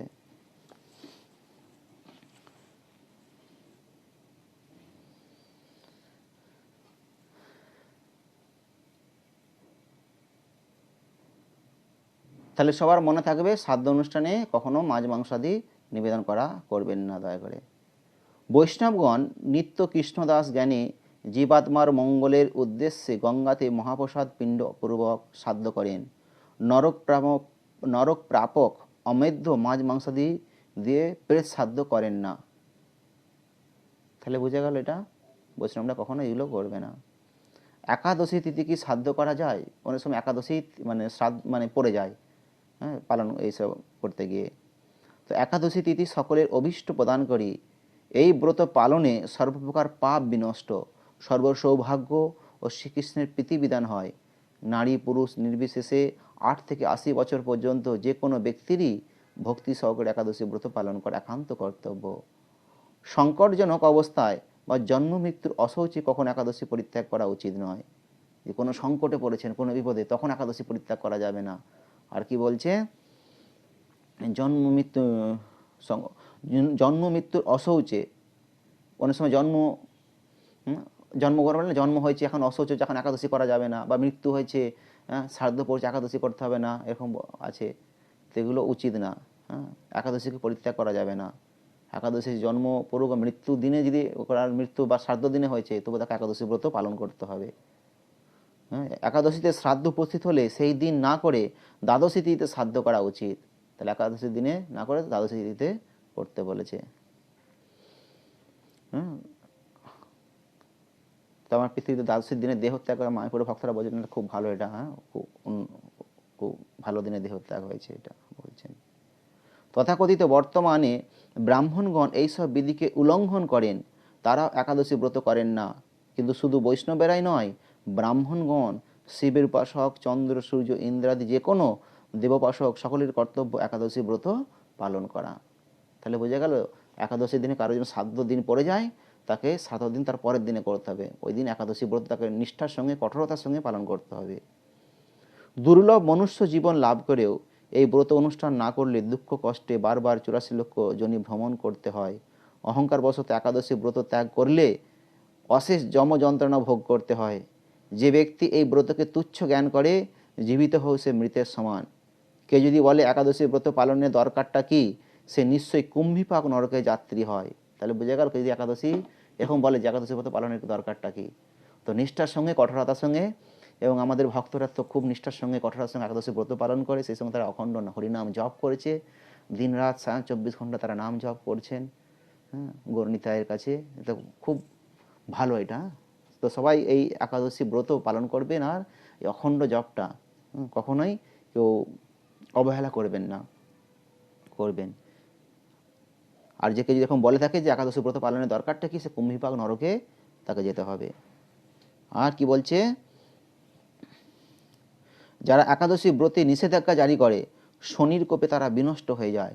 কে যদি একাদশী ব্রত করতে নিষেধ করে, একাদশী করতে হবে না, তাহলে তাকে শনির কোপে পড়তে হবে, বিনষ্ট হয়ে যাবে সে। একাদশীকে উপেক্ষা করে তীর্থস্নান, অন্য ব্রত পালন, দান, পুণ্যকর্ম সবই নিষ্ফল। ও গাছের গোড়া কেটে আগায় জল দিয়ে গাছকে বাঁচিয়ে রাখার ব্যর্থ প্রয়াসেরই মতোই। তাহলে একাদশী সব থেকে মূল ষষ্ঠ ব্রত। তাই একাদশী বাদ দিয়ে আপনি যতই তীর্থস্নান করুন, গঙ্গা যান, তীর্থ দর্শন, স্নান, দান, ধ্যান করুন, সব নিষ্ফল। কারণ গাছের গোড়া কেটে দিয়ে আর জল ঢালছেন, কী লাভ হবে? তো একাদশী হচ্ছে গাছের গোড়া, আমাদের ভক্তি জীবনের গোড়া। একাদশী ব্রত মাসে 2টি করে আসে, নিষ্ঠার সঙ্গে সবাইকে করতে হবে।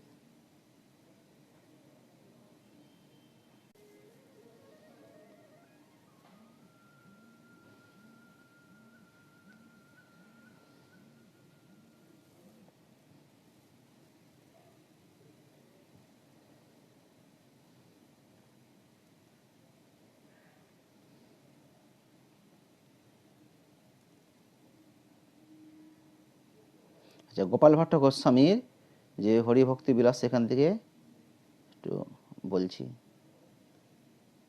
যে গৃহে সকলেই বৈষ্ণব দীক্ষা গ্রহণ করে হরিভক্তি বিলাস ও সৎক্রিয়া সার দীপিকা এই বৈষ্ণব স্মৃতি নিবন্ধ দয়ের ব্যবস্থা পালন করিয়া বৈষ্ণব সদাচার পালন করেন, সে গৃহে কেহ সধাম প্রাপ্ত হলে তার পরিত্যক্ত দেহ ভস্ম করাই সঙ্গত, তদ্বিপর্যয়ে সমাধিস্থ হলে দোষ। মানে দাহ করতে বলছে আর কি, সমাধিস্থ করতে নিষেধ করছেন। বৈষ্ণব গৃহে থেকে অবৈষ্ণব সঙ্গ করেন না। তাহলে যে বৈষ্ণব সে গৃহে থেকে অবৈষ্ণবদের সঙ্গ করবে না, বুঝতে পেরেছেন? যদি আমার মা তো বৈষ্ণব আছে, আমি বাড়িতে গিয়ে থাকতেই পারি, অসুবিধা নেই। কিন্তু কারো বাড়িতে যদি তার বাড়ি থেকে বৈষ্ণব বিধি না থাকে, ভক্ত কেউ নয়, তাহলে তার বাড়িতে থাকা উচিত নয়। এটা তাই বলছে যে বৈষ্ণব গৃহে থেকে অবৈষ্ণব সঙ্গ করবে না। তবে যদি কোনো গতিকে গৃহে থাকাকালে তার দেহ ত্যাগ ঘটে, তাহলে তার দেহ সম্বন্ধিত ব্যক্তিগণের কর্তব্য এই যে তারা যেন তার শিষ্য বা সতীর্থ ভ্রাতা, মানে এক গুরুর শিষ্য থাকে গণ দ্বারা তার অন্ত্যেষ্টিক্রিয়া বৈষ্ণব আচার অনুযায়ী সম্পাদন করান। বৈষ্ণবের অশৌচ নেই, তো বৈষ্ণবের কোনো অশৌচ নেই, বৈষ্ণব সবসময় শুদ্ধ। তাহলে বোঝা গেল যে 10 দিন ব্রত মানে পালন করে, হ্যাঁ, হবিষান্ন খেতে, কেন? সে যেহেতু অশৌচি হয়ে যাচ্ছে, তার জন্য তাকে এগুলো খেয়ে তাকে সুচিতা অবলম্বন করতে হয়। আর বৈষ্ণব যেহেতু তিনি সবসময় বিষ্ণুপ্রসাদ কৃষ্ণপ্রসাদ খাচ্ছে, সে অশৌচ নয়, সে সবসময় শুদ্ধ আছে। তাই বৈষ্ণবদের জন্য কোনো হবিষান্ন বা অন্য কোনো কিছু নিয়ম থাকে না, বুঝতে পেরেছেন? যদি আমিও করেছি, এই নয় যে আমি মুখে বলছি করছি না, আমি কোনো নিয়ম মানে জাগতিক জড়জাগতিক নিয়ম কানুন কিছু করি না। কৃষ্ণ প্রসাদ, কৃষ্ণকে নিবেদন করা প্রসাদ পেয়ে আমি আছি।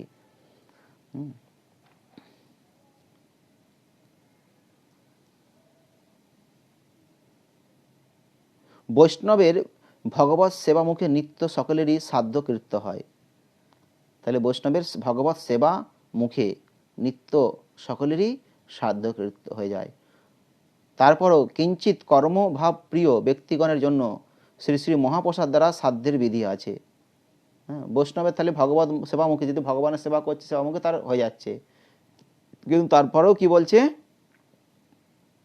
তার কিছু কিঞ্চিত মানে কর্মভাব প্রিয় ব্যক্তিগণের জন্য, হয়তো কর্মভাব প্রিয় ব্যক্তিগণ আছে, এরকম আছে, তাদের জন্য কি বলছে, মহাপ্রসাদ দ্বারা সাধ্যের, যে মহাপ্রসাদ দিয়ে তাদের সাধ্যের বিধান দেওয়া হয়েছে। দীক্ষিত সংস্কৃত বৈষ্ণবগণ ব্রাহ্মণাধিকার জন্য সাধারণত একাদশে সাধ্য করিয়া থাকে। দীক্ষিত আবার একাদশ দিনে 11 দিনেও করে থাকেন। যে কোনো দিনে সাধ্য করতে পারা যায়, এবং যে কোনো দিনেও সাধ্য করা যায়। স্মার্ত সমাজ সাধারণত অবৈষ্ণব পর, সুতরাং তাদের ব্যবস্থা বৈষ্ণব বিরোধিনী। যারা স্মার্ত, আমরা তো বৈষ্ণব, আর হচ্ছে স্মার্ত, স্মার্ত মানে যারা জাগতিক, যারা মাছ মাংস হার করার করে এসব করতে, তো তারা এসব বৈষ্ণব, তারা বৈষ্ণবদের বিরোধী। পরস্পর বিরুদ্ধ ভাবের সম্মেলন হতে পারে না। যারা অবৈষ্ণব তারা যা ইচ্ছা তাই করবে, যারা বৈষ্ণব তারা সদাচার গ্রহণ করেন। যারা বৈষ্ণব তারা যা ইচ্ছা, অবৈষ্ণব তারা যা ইচ্ছা তাই করছে, কিন্তু বৈষ্ণবরা তারা সদাচার পালন করে নিয়ে ভগবানের সেবা পুজো অর্চন করে সব কিছু করে ভগবানকে নিবেদন করে প্রসাদ অর্পণ শুদ্ধভাবে সদাচার তারা পালন করছে, বৈষ্ণব বিধি পালন করছেন, এবং পেট সাধ্যতি হেয় কর্মে লিপ্ত হবেন না। তারা এই হেয় কর্ম, এই লিপ্ত, তারা শুদ্ধ, বৈষ্ণবরা শুদ্ধ কর্ম করেন। এটা গোপাল ভট্ট গোস্বামী থেকে নেওয়া হয়েছে, যে সে দ্বারাই ছিল সনাতন প্রভু সনাতন গোস্বামী এবং শ্রীমন মহাপুরু বৈষ্ণব স্মৃতি প্রচার করেছেন। তাহা রচিত শ্রী হরিভক্তি বিলাস সৎক্রিয়া সার দীপিকা বলে একটা আছে গ্রন্থ, হরিভক্তি, যেটা সৎক্রিয়া সার দীপিকা, এটা গোপাল ভট্ট গোস্বামীর লেখা গ্রন্থ, সেখান থেকে এটা নেওয়া হয়েছে।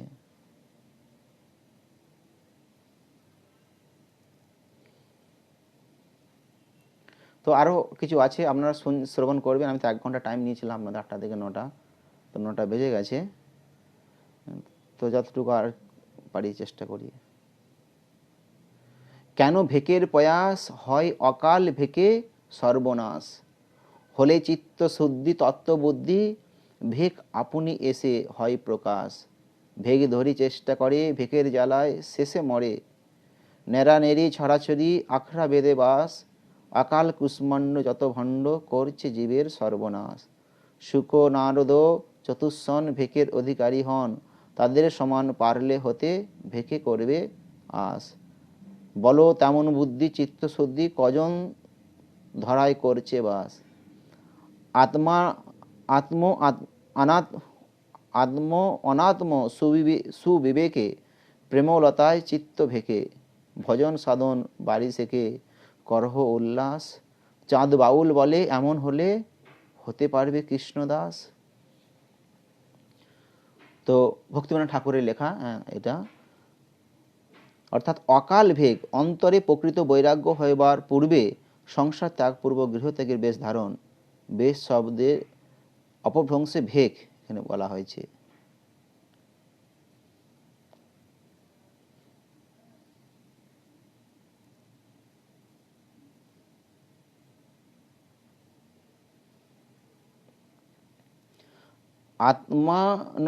আত্ম অনাত্মা সুবিবেক, জড় ও চেতন শুদ্ধ আত্মবস্তুর ও স্থূল লিঙ্গ দেহের মধ্যে ভেদ জানিয়া সম্বন্ধ জ্ঞানে প্রতিষ্ঠিত হকে বলছে।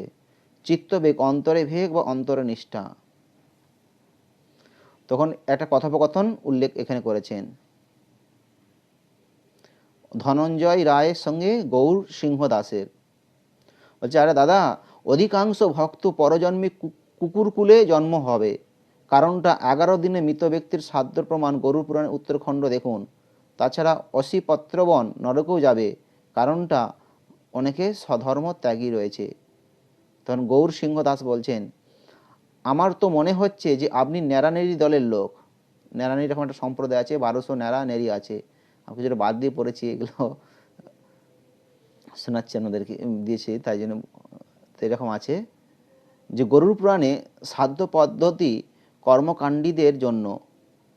গরুর পুরাণে সাধ্য কর্মপদ্ধতি, সেটা কর্মকাণ্ডী, যারা মার্গে বিশ্বাস, কর্ম করছে, তাদের জন্য বলছে।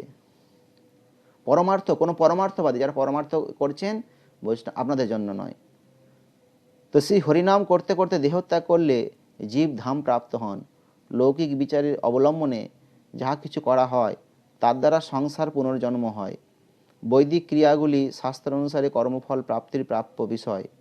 তবে সাধ্য বাসরে ভগবত প্রসাদ পিণ্ডরূপে পরলোকগত হরিনাম পরায়ণ জনগণকেও দেওয়া হয়। ভগবত প্রসাদ জনগণকে দেওয়া হচ্ছে সাধ্য বাসরেও। ভগবত প্রসাদ ব্যতীত অন্য পিণ্ড দেওয়া বুদ্ধিমত্তার পরিচয় নয়। তাহলে ভগবানের প্রসাদই দেওয়া উচিত। সাধ্য বাসরে কি হয়, যারা বৈষ্ণব তারা তো ঠিক আছে, যারা বৈষ্ণব তারা কি করে, ওই সাধ্য তারাও দেখুন পুরি লুচি সব করায় খাওয়ায় না, তো পিণ্ড খাওয়াতে বলছে। পিণ্ড মানে ভগবানের প্রসাদ, ভগবান নিবেদন করে দিতে বলছে। যারা হরিনাম করেন তাদের কর্মভোগের বিচার নেই।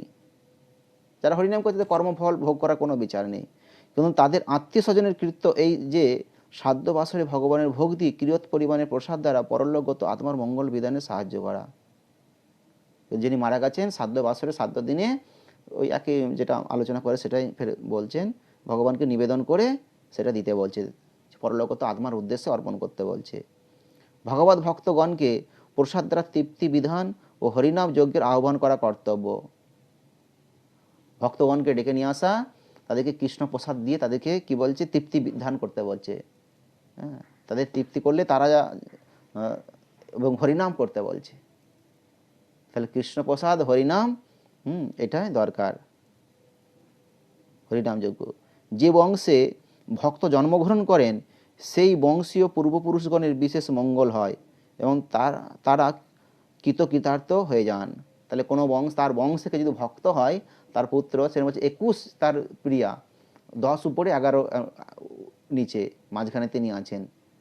এই 21 প্রিয়া মানে বংশ মুক্তি লাভ করবে, ভাগবতমে আছে। এখানে বলছেন যে সেটাই, যে তাদের বংশে, সে বংশের সব পূর্বপুরুষগণের সবার মঙ্গল বিধান হয়ে যাবে। সেই পিতৃপুরুষদের জন্য কোনো কামনা করতে হয় না। গয়ায় কর্মময় ভোগ্য বুদ্ধিতে বিষ্ণু পাদপদ্ম দর্শন করবার দরকার নেই। ভোগ্য বুদ্ধিতে বলছে গয়ার পাদপদ্ম দর্শন না করলেও চলবে, যদি কেউ বংশের কেউ ভক্ত হয়, বৈষ্ণব হয়। বৈতানিকে মহতি কর্মণি যুজ্যমান প্রভৃতি ভাগবতের শ্লোক দ্বারা তাদৃশ বাহ্যাম্ভারপূর্ণ কর্মকাণ্ড নিরস্ত হয়েছে। আপনারা ওই সকল বৃহৎ ব্যাপারে প্রবিষ্ট হবেন না। কর্মকাণ্ড সব দিকে এটা কে বলছেন? ছিল ভক্তি সিদ্ধান্ত সরস্বতী ঠাকুরের। এটা হচ্ছে কোটেশন থেকে আপনাদের পড়ে শোনালাম। শ্রাদ্ধ অনুষ্ঠান। তখন নারায়ণ মহাশয় জিজ্ঞাসা করছেন, পিতৃঋণ পরিশোধের জন্য যে শ্রাদ্ধাদি করা হয় তাতে বৈষ্ণব কেন আপত্তি করেন? পিতৃঋণের জন্য পরিশোধের না শ্রাদ্ধ অনুষ্ঠান করা হচ্ছে, তখন বলছে বৈষ্ণব কেন আপত্তি করছেন? তখন বৈষ্ণব বাবাজি মহাশয় বলছেন, কর্মপর ব্যক্তিগণের কর্মপরে, আর কর্মই বিশ্বাসী, ব্যক্তিগণ কর্মকাণ্ডে শ্রাদ্ধ করেন, তাতে বৈষ্ণবের কোনো আপত্তি নেই। শাস্ত্রের কথা মাত্র বলেন। শ্রীমদ্ ভাগবতের বলছে, দেবর্ষি ভূতাপ্ত নৃণাং পিতৃণাং নকিঙ্কর নায় মৃণীজ রাজন সর্বাত্মনজ শরণ্যং গত মুকুন্দ পরিহৃত্য করতম। এটা গীতে আপনার তাৎপর্য পেয়েছেন, প্রথম অধ্যায়ে দেখবেন একটা শ্লোকের তাৎপর্য আছে।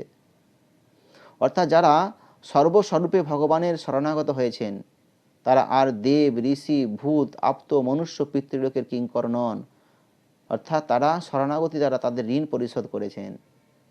তাহলে কেউ যদি ভগবান মুকুন্দের চরণে শরণাগতি লাভ করেন, শরণাগত হয়ে যান কেউ ব্যক্তি তার বংশের, তাহলে তার দেব ঋণ, পিতৃঋণ, মাতৃঋণ, কারো কোনো কিছু ঋণ থাকেন না। তিনি সব ঋণ থেকে মুক্ত এবং তাদেরকে তিনি মুক্ত করে দিতে পারেন,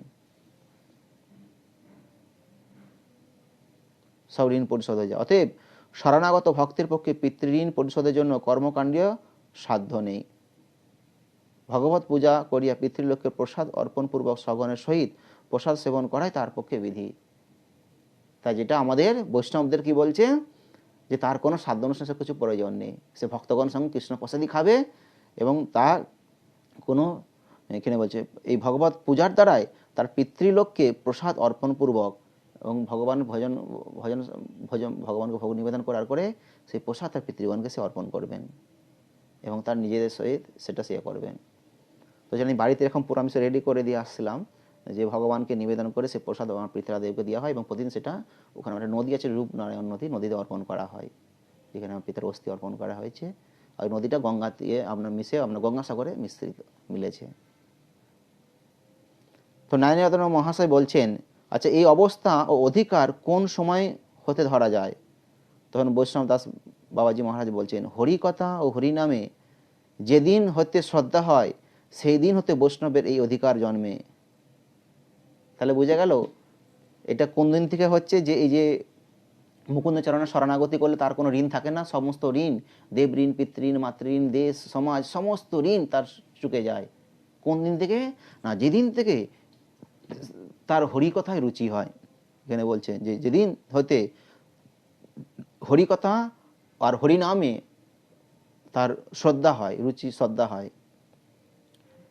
সেই দিন থেকে। তাবৎ শ্রীমদ্ ভাগবতম এটা বলছেন 11 স্কন্দের 20 অধ্যায় 9 নম্বর শ্লোকের, তাবৎ কর্মাণি কুর্বিত ন নির্বিদ্যেত যাবতা মত কথা শ্রবণাদ বা শ্রদ্ধা যাবৎ ন জায়তে। কর্ম সকল সেই পর্যন্তই কর্তব্য যে পর্যন্ত জ্ঞান মার্গে নির্বেদ উদিত না হয় বা ভক্তি মার্গস্থিত ব্যক্তি আমার কথা শ্রবণ দিতে শ্রদ্ধা না জন্মে। ছিল ভক্তিনাথ ঠাকুর মশাই এটা উল্লেখ করেছেন। কিন্তু আপনি এই সব কথা বুঝবেন না, কেননা আপনার মতো কুলাঙ্গারেরা তথাকথিত ভেগধারী বাবাজি অথবা জাত গোসাইয়ের 5 আটা লোক, যারা নিজেরাও সদাচারহীন এবং তাদের তথাকথিত অনুসারীগণ সদাচারহীন, অসভ্য, যে অন্যায় শিখে যেই শিক্ষা দেয় আর উভয়ে নরকে যায়, না পায় উদ্ধার। শুদ্ধ ভক্তি ছাড়ি যিনি শিখিলেন বাদ, তাহার জীবন মাত্র বাদ বিসংবাদ। সে কেমনে গুরু হবে, উদ্ধারিবে জীবে, আপনি অসিদ্ধ অন্যে কিবা শুভ দিবে। ভক্তিনাথ ঠাকুর মশাই লেখা এটাই। যে অন্যায় শিখে আর যেই শিক্ষা দেয় আর উভয়ে নরকে যায়, না পায় উদ্ধার। তারা উভয়ে নরকে যাবে, উদ্ধার পাবে না। তখন ধনঞ্জয় বলছেন, বানিয়ে বানিয়ে কথা না বলে শাস্ত্র থেকে প্রমাণ দিন, মহাপ্রভু গৌরাঙ্গের থেকে বড় হয়ে গেছেন।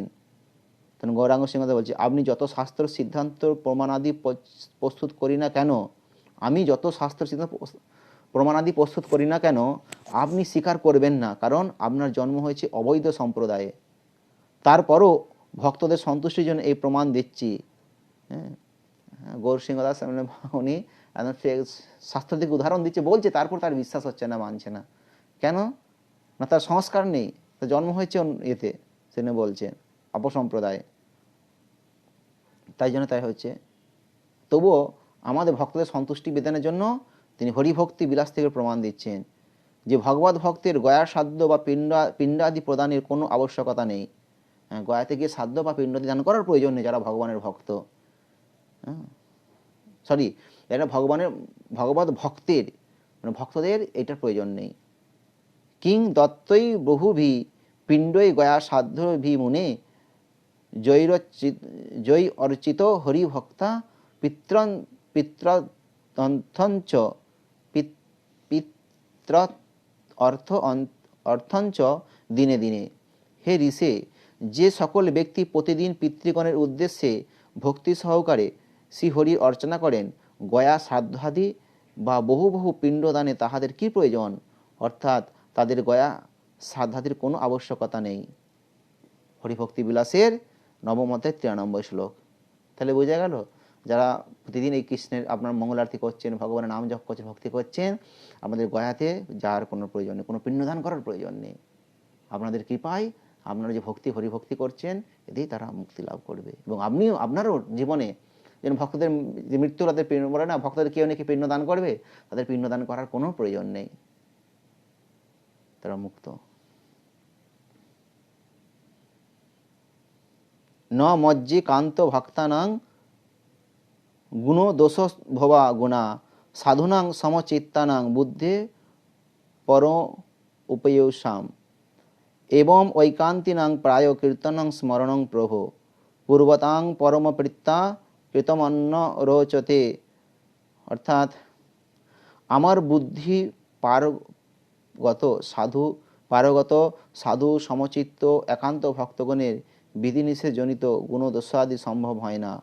যে সকল ঐকান্তিক ভক্ত এই প্রকারে পরম প্রীতি সহকারে প্রভু শ্রী বিষ্ণুর কীর্তন ও স্মরণ করেন, অন্য কোনো কীর্তে তাহাদের প্রায় রুচি হয় না। হরিভক্তি বিলাস থেকে বলছে। তো এরকম অনেক হরিভক্তি বিলাসের প্রমাণ আছে। সৎকে সার দীপিকায় বলছে, সদ্গুরুর নিকট কেবল বিষ্ণু নাম মন্ত্রে দীক্ষিত গৃহস্থ বৈষ্ণব অনন্য শরণা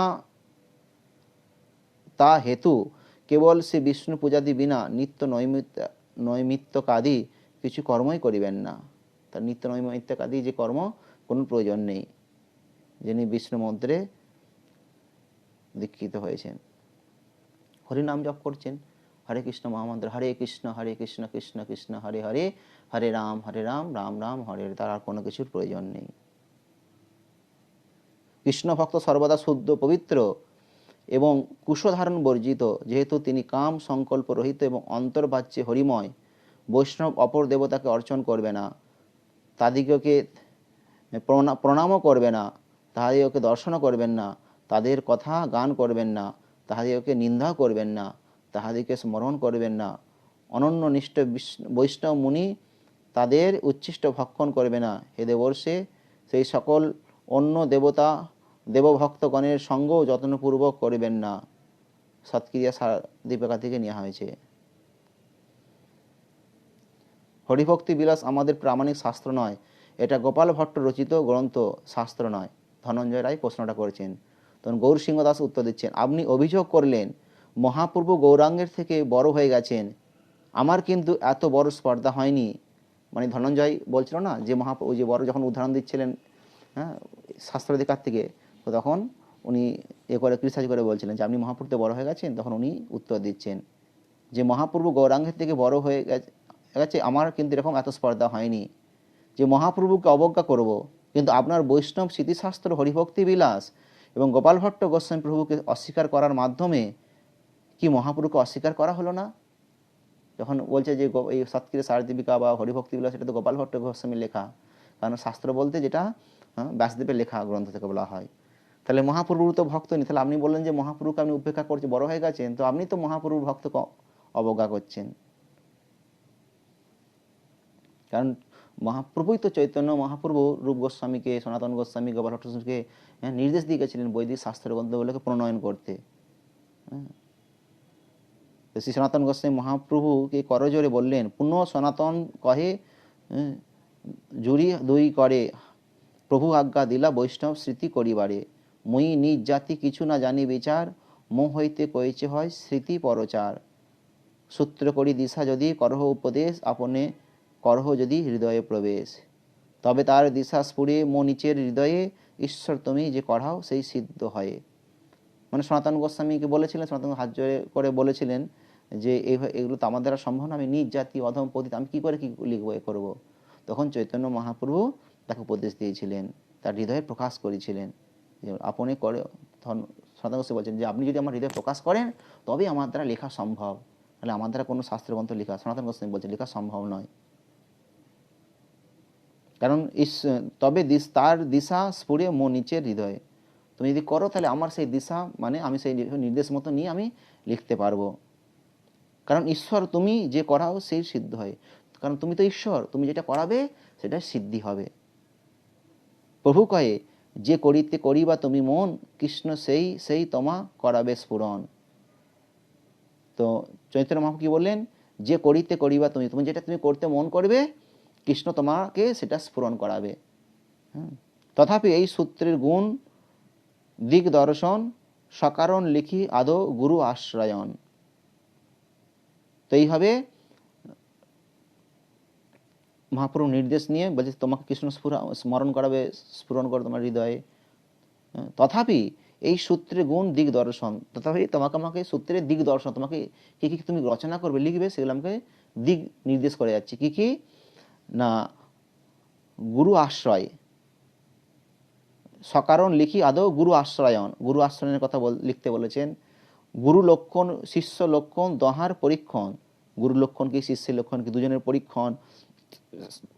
সেব্য ভগবান সর্বমন্ত্র বিচারণ, সেব্য মানে যিনি সবকিছু ভোগ করতে নিচ্ছেন ভগবান। আর সর্বমন্ত্র বিচারণ, মন্ত্র অধিকারী, মন্ত্র সিদ্ধাদি শোধন, মন্ত্রকে অধিকার করে মন্ত্রকে সিদ্ধ এবং তাকে শোধন। দীক্ষা প্রাত স্মৃতি কৃত্য শৌচ আচমন, দন্ত ধাবন শান সন্ধ্যাদি বন্দন, গুরু সেবা ঊর্ধ্ব পুণ্ড চক্রাদি ধারণ, গোপীচন্দন মালা ধৃতি তুলসী আহরণ। এগুলো মোটামুটি বুঝতে পারছেন, আমি আর ব্যাখ্যা করছি না, সময় যাচ্ছে। বস্ত্রপীঠ গৃহ সংস্কার কৃষ্ণ প্রবোধন, পঞ্চ ষোড়শ পঞ্চাশত উপাচারে অর্চন, পঞ্চকাল পূজা আরতি কৃষ্ণের ভোজন শয়ান, শ্রীমূর্তি লক্ষণ আর শালক গ্রাম লক্ষণ, কৃষ্ণক্ষেত্র যাত্রা কৃষ্ণমূর্তি দর্শন, নাম মহিমা নামাপরাধ দূরে বর্জন, বৈষ্ণব লক্ষণ সেবাপরাধ খণ্ডন, শঙ্খ জল গন্ধপুষ্প ধূপাদি লক্ষণ, জপস্তুতি জপ স্তুতি পরিক্রমা দণ্ডবৎ বন্দন, পুরস্চরণ বিধি কৃষ্ণ প্রসাদ ভোজন, অনিবেদিত ত্যাগ বৈষ্ণব নিন্দাদি বর্জন, সাধুলক্ষণ সাধুসঙ্গ সাধু সেবন, অসৎসঙ্গ ত্যাগ শ্রী ভাগবত শ্রবণ, দিনকীর্ত পক্ষকীর্ত একাদশাদি বিবরণ, মাসকীর্ত জন্মাষ্টমী আদি বিধি বিচারণ, একাদশী জন্মাষ্টমী বামন দ্বাদশী শ্রীরাম নবমী আর নৃসিংহ চতুর্দশী, এইসবে বিদ্যা ত্যাগ অবিদ্যাকরণ, অকরণে দোষ কইলে ভক্তির্লোভন, সর্বত্র প্রমাণ দিবে পুরাণ বচন, শ্রীমূর্তি বিষ্ণু মন্দির করণ লক্ষণ, সামান্য সদাচার আর বৈষ্ণব আচার, কর্তব্য কর্তব্য স্মার্ত ব্যবহার, এই তো সংক্ষেপে কহিলু দিক দর্শন, যবে তুমি লিখিবা কৃষ্ণ করাবে স্ফুরণ, এই তো কহিলু প্রভুর সনাতনে প্রসাদ, যাহার শ্রবণে চিত্তে খণ্ডে অবসাদ, নিজ গ্রন্থে কর্ণপুর বিস্তার করিয়া, সনাতনে প্রভুর প্রসাদ রাখিয়াছে লিখিয়া। চৈতন্য চরিতামৃত মধ্যলীলা 24 অধ্যায় 319 নম্বর শ্লোক থেকে 342 নম্বর শ্লোক। তাহলে প্রমাণ পেনেল এই যে তাহলে সাধ্য প্রকৃতি দিল হরিভক্তি বিলাস যে গ্রন্থ, সৎক্রিয়া সার দর্পণ যে গ্রন্থ, গোপাল ভট্ট গোস্বামী লেখা সনাতন গোস্বামী যে গ্রন্থ, চৈতন্য মহাপ্রভু তাহলে নির্দেশ বোঝা গেল উপদেশ। তাহলে কে যদি বলে এগুলো কোন শাস্ত্রে আছে বা এগুলো কেন বলছে কোন শাস্ত্রে আদি, তবুও তো আমরা ভাগবত থেকে তুলে ধরেছি, হ্যাঁ মূল যে গ্রন্থ। এছাড়া এদের কাছ থেকে সনাতন গোস্বামী গোপাল ভট্ট লেখা কীর্ত থেকে তার প্রমাণ সহ। তাই এগুলো কোনো গল্প, অনেকে বলে আপনি বলছেন সব বলছেন নিজের মন গড়া বা আপনাদের বানানো, এগুলো বানানো নয়, স্বয়ং ভগবান চৈতন্য মহাপ্রভুর নির্দেশ বোধে সনাতন গোস্বামীর দ্বারা ভাগবতমে আছে এগুলো সব বর্ণনা, আমাদের সব তো প্রমাণ দিয়ে শ্লোক সংখ্যাতে আমরা বললাম। তাই কে কখন এটা ইয়ে করবে না, কারণ আমরা দেখেছি এত কিছু বলার পর শোনার পর যেন আমাদের কিছু ভক্তরা বা এরকম বলছে যে আপনি আপনি হবিষান্ন গ্রহণ করছেন আর করছেন 3 দিন করতে হয়, 7 দিন 10 দিন। আমি বাবা এইসব সাতকাণ্ড পড়ে বলে না সীতাকে হয় সম্বন্ধ, আমরা এত বৈষ্ণব শাস্ত্র পড়ছি, সব কিছু করছি, কৃষ্ণ প্রসাদ গ্রহণ করছি, তারপরে এই অবস্থা। তো সেই জন্য আমাদেরকে এগুলো ভালো করে স্মরণ রাখতে হবে, গ্রহণ করতে হবে, এগিয়ে চলতে হবে। তাহলে শুধু একই রকম হয়ে গেল। দেহীন সিমি যথা দেহে কৌমার যৌবনং জরা তথা দেহান্তর প্রাপ্তি ধীরস্তত্র নাম বুঝ্যতি। দেখা গেল সে নিজে মুহ্যমান হয়ে গেল সব কিছু, সে নিজেকে অশুদ্ধ বিচার করছে, নিজে বৈষ্ণব হয়ে কৃষ্ণ প্রসাদ গ্রহণ করছেন, হরিনাম করছেন, আবার নিজে অশুদ্ধ কিসের? সে জড়জাগতিক স্তরে নেমে চলে যাচ্ছে। আবার সে কৃষ্ণ প্রসাদ ছেড়ে হবিষান্ন গ্রহণ করছে, ভগবানের সেবা পূজন ছেড়ে দিচ্ছে, হরিনাম করা ছেড়ে দিচ্ছে, বলছে অশৌচ চলছে, অশুদ্ধ চলছে। তার মানে সে নিজেকে বৈষ্ণব হতে পারেনি, এখন বৈষ্ণব মানতে পারছে না যে আমি বৈষ্ণব বা কৃষ্ণ ভক্ত হয়েছি, কৃষ্ণ নাম করছি, কৃষ্ণ প্রসাদ গ্রহণ করছি। যার এই স্তর চেতনা নেই, তাহলে সে আর কি করা যাবে? বুঝতে পেরেছেন? এখন আরো অনেক প্রমাণ আছে, জাস্ট আপনাদের কটা দিলাম, কতটুকু আর বললাম।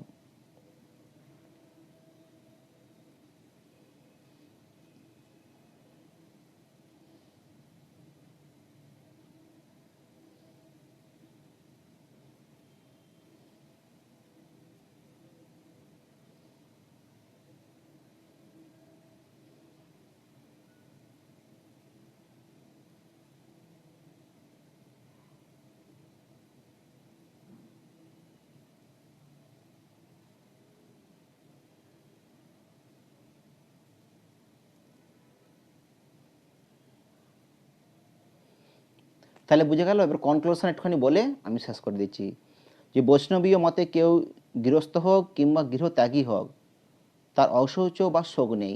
তাহলে বুঝে গেল, আপনি বৈষ্ণব হরিনাম গ্রহণ করছেন, কৃষ্ণপ্রসাদ গ্রহণ করছেন, আপনি ঘরে থাকুন অথবা মঠে থাকুন, ব্রহ্মচারী হন, আপনার কোনো অশৌচ বা শোক নেই। নিত্য শ্রী হরির সেবা পূজা করলেই পিতৃশ্রাদ্ধ তর্পণাদি সমাধা হয়ে যায়, আলাদা শ্রাদ্ধ তর্পণ করতে হয় না। তবে লোক ব্যবহারের জন্য গৃহস্থ বৈষ্ণবেরা হরিনাম গ্রহণের জন্য নিত্য সূচি হয়ে যে কোনো দিন শ্রাদ্ধ করতে পারেন। তবে লোক ব্যবহারের জন্য গৃহস্থ বৈষ্ণবেরা কিছুটা তারা যে কোনো হরিনাম গ্রহণের জন্য নিত্য সূচি হয়ে যে কোনো দিন শ্রাদ্ধ অনুষ্ঠান করতে পারেন। তাই মিনিমাম 3 দিন 4 দিনের মাথায় এটা বলা হয়েছে করতে। স্মার্তদের মতো তাদের শোক চিহ্ন ধারণ বা কাঁচা হবিষান্ন ভক্ষণ গ্রহণ করতে হবে না। ওই শোক চিহ্ন ধারণ, দূরে সাদা কাপড় 2 টুকরো পরে নিয়ে কি বলে আপনার কম্বলের আসন ইয়ে করে চুল দাড়ি কাটা অপরিষ্কার অপরিচ্ছন্ন হয়ে থাকার কোনো প্রয়োজন নেই। বুঝতে পেরেছেন? এমন আছে না যারা চুল দাড়ি কাটে না, আর থাকে না, অপরিষ্কার অপরিচ্ছন্ন হয়ে আছে, একটা বস্ত্রে কোনো রকমের স্নান করছে আর একটা বস্ত্র ইয়ে শুকাচ্ছে পরে থাকছে, এসে একটা ইয়ে করছে, ঠিকমতো শরীর মুছছে না, গা দিয়ে নোংরা, তার দুর্গন্ধ বেরোতে থাকবে। এগুলো উচিত নয়।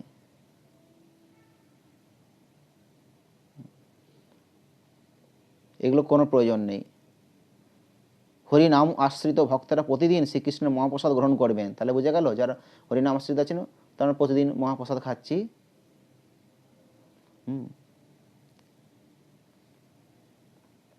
আর স্মার্তদের মতো তাদের শোকচিহ্ন ধারণ বা কাঁচা অভিসান্ন গ্রহণ করতে হবে না। গৃহে প্রতিষ্ঠিত শ্রী ভগবত বিগ্রহের নিত্য পূজা বিদেহ। আর বাড়িতে যে ভগবানের পুজো প্রতিদিন, সেই পুজো আপনারা করতে পারবেন। বুঝা গেল? কোনো পূজা পাঠ বন্ধ করা যাবে না, নিত্য পূজা সেটা আপনি করবেন।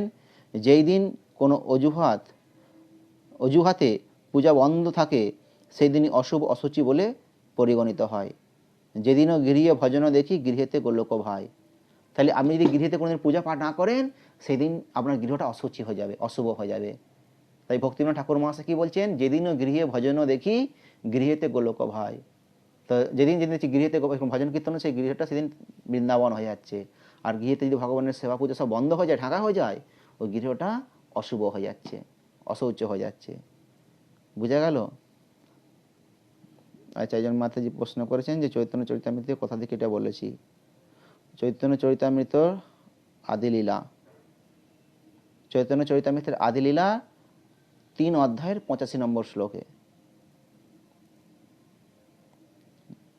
সরি, আগে যেটা বলেছি, যেগুলো আলোচনা করেছি, ওটা নয়, ওটা চৈতন্য চরিতামৃতের মধ্যলীলার 24 অধ্যায়ে 319 থেকে 342 নম্বর শ্লোক।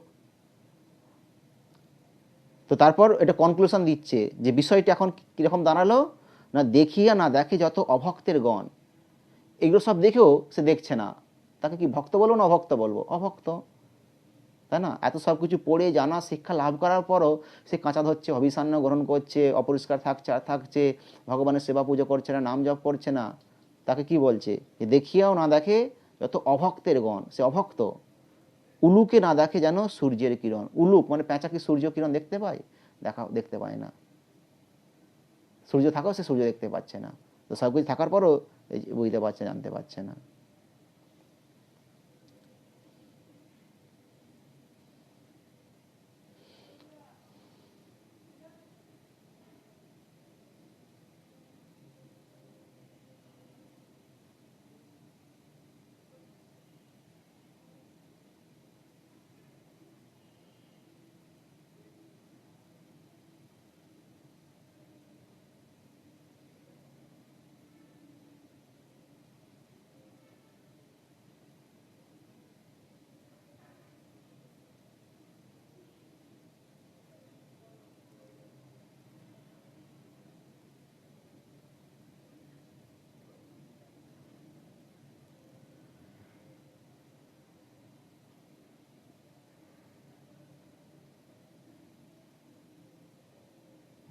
বলছে শূদ্র বিচারে শোকের চিহ্ন ধারণ করবে না, কারণ ভক্তের প্রাপ্তিতে ভক্তগণের শোক হয় না, তার অন্য শোক তপ্ত ভ্রাতৃগণ শূদ্র বিচারে ত্রিংশত দিবস শোক চিহ্ন ধারণ ও কাঁচা অভিসান্ন গ্রহণ করতে বাধ্য হইবে।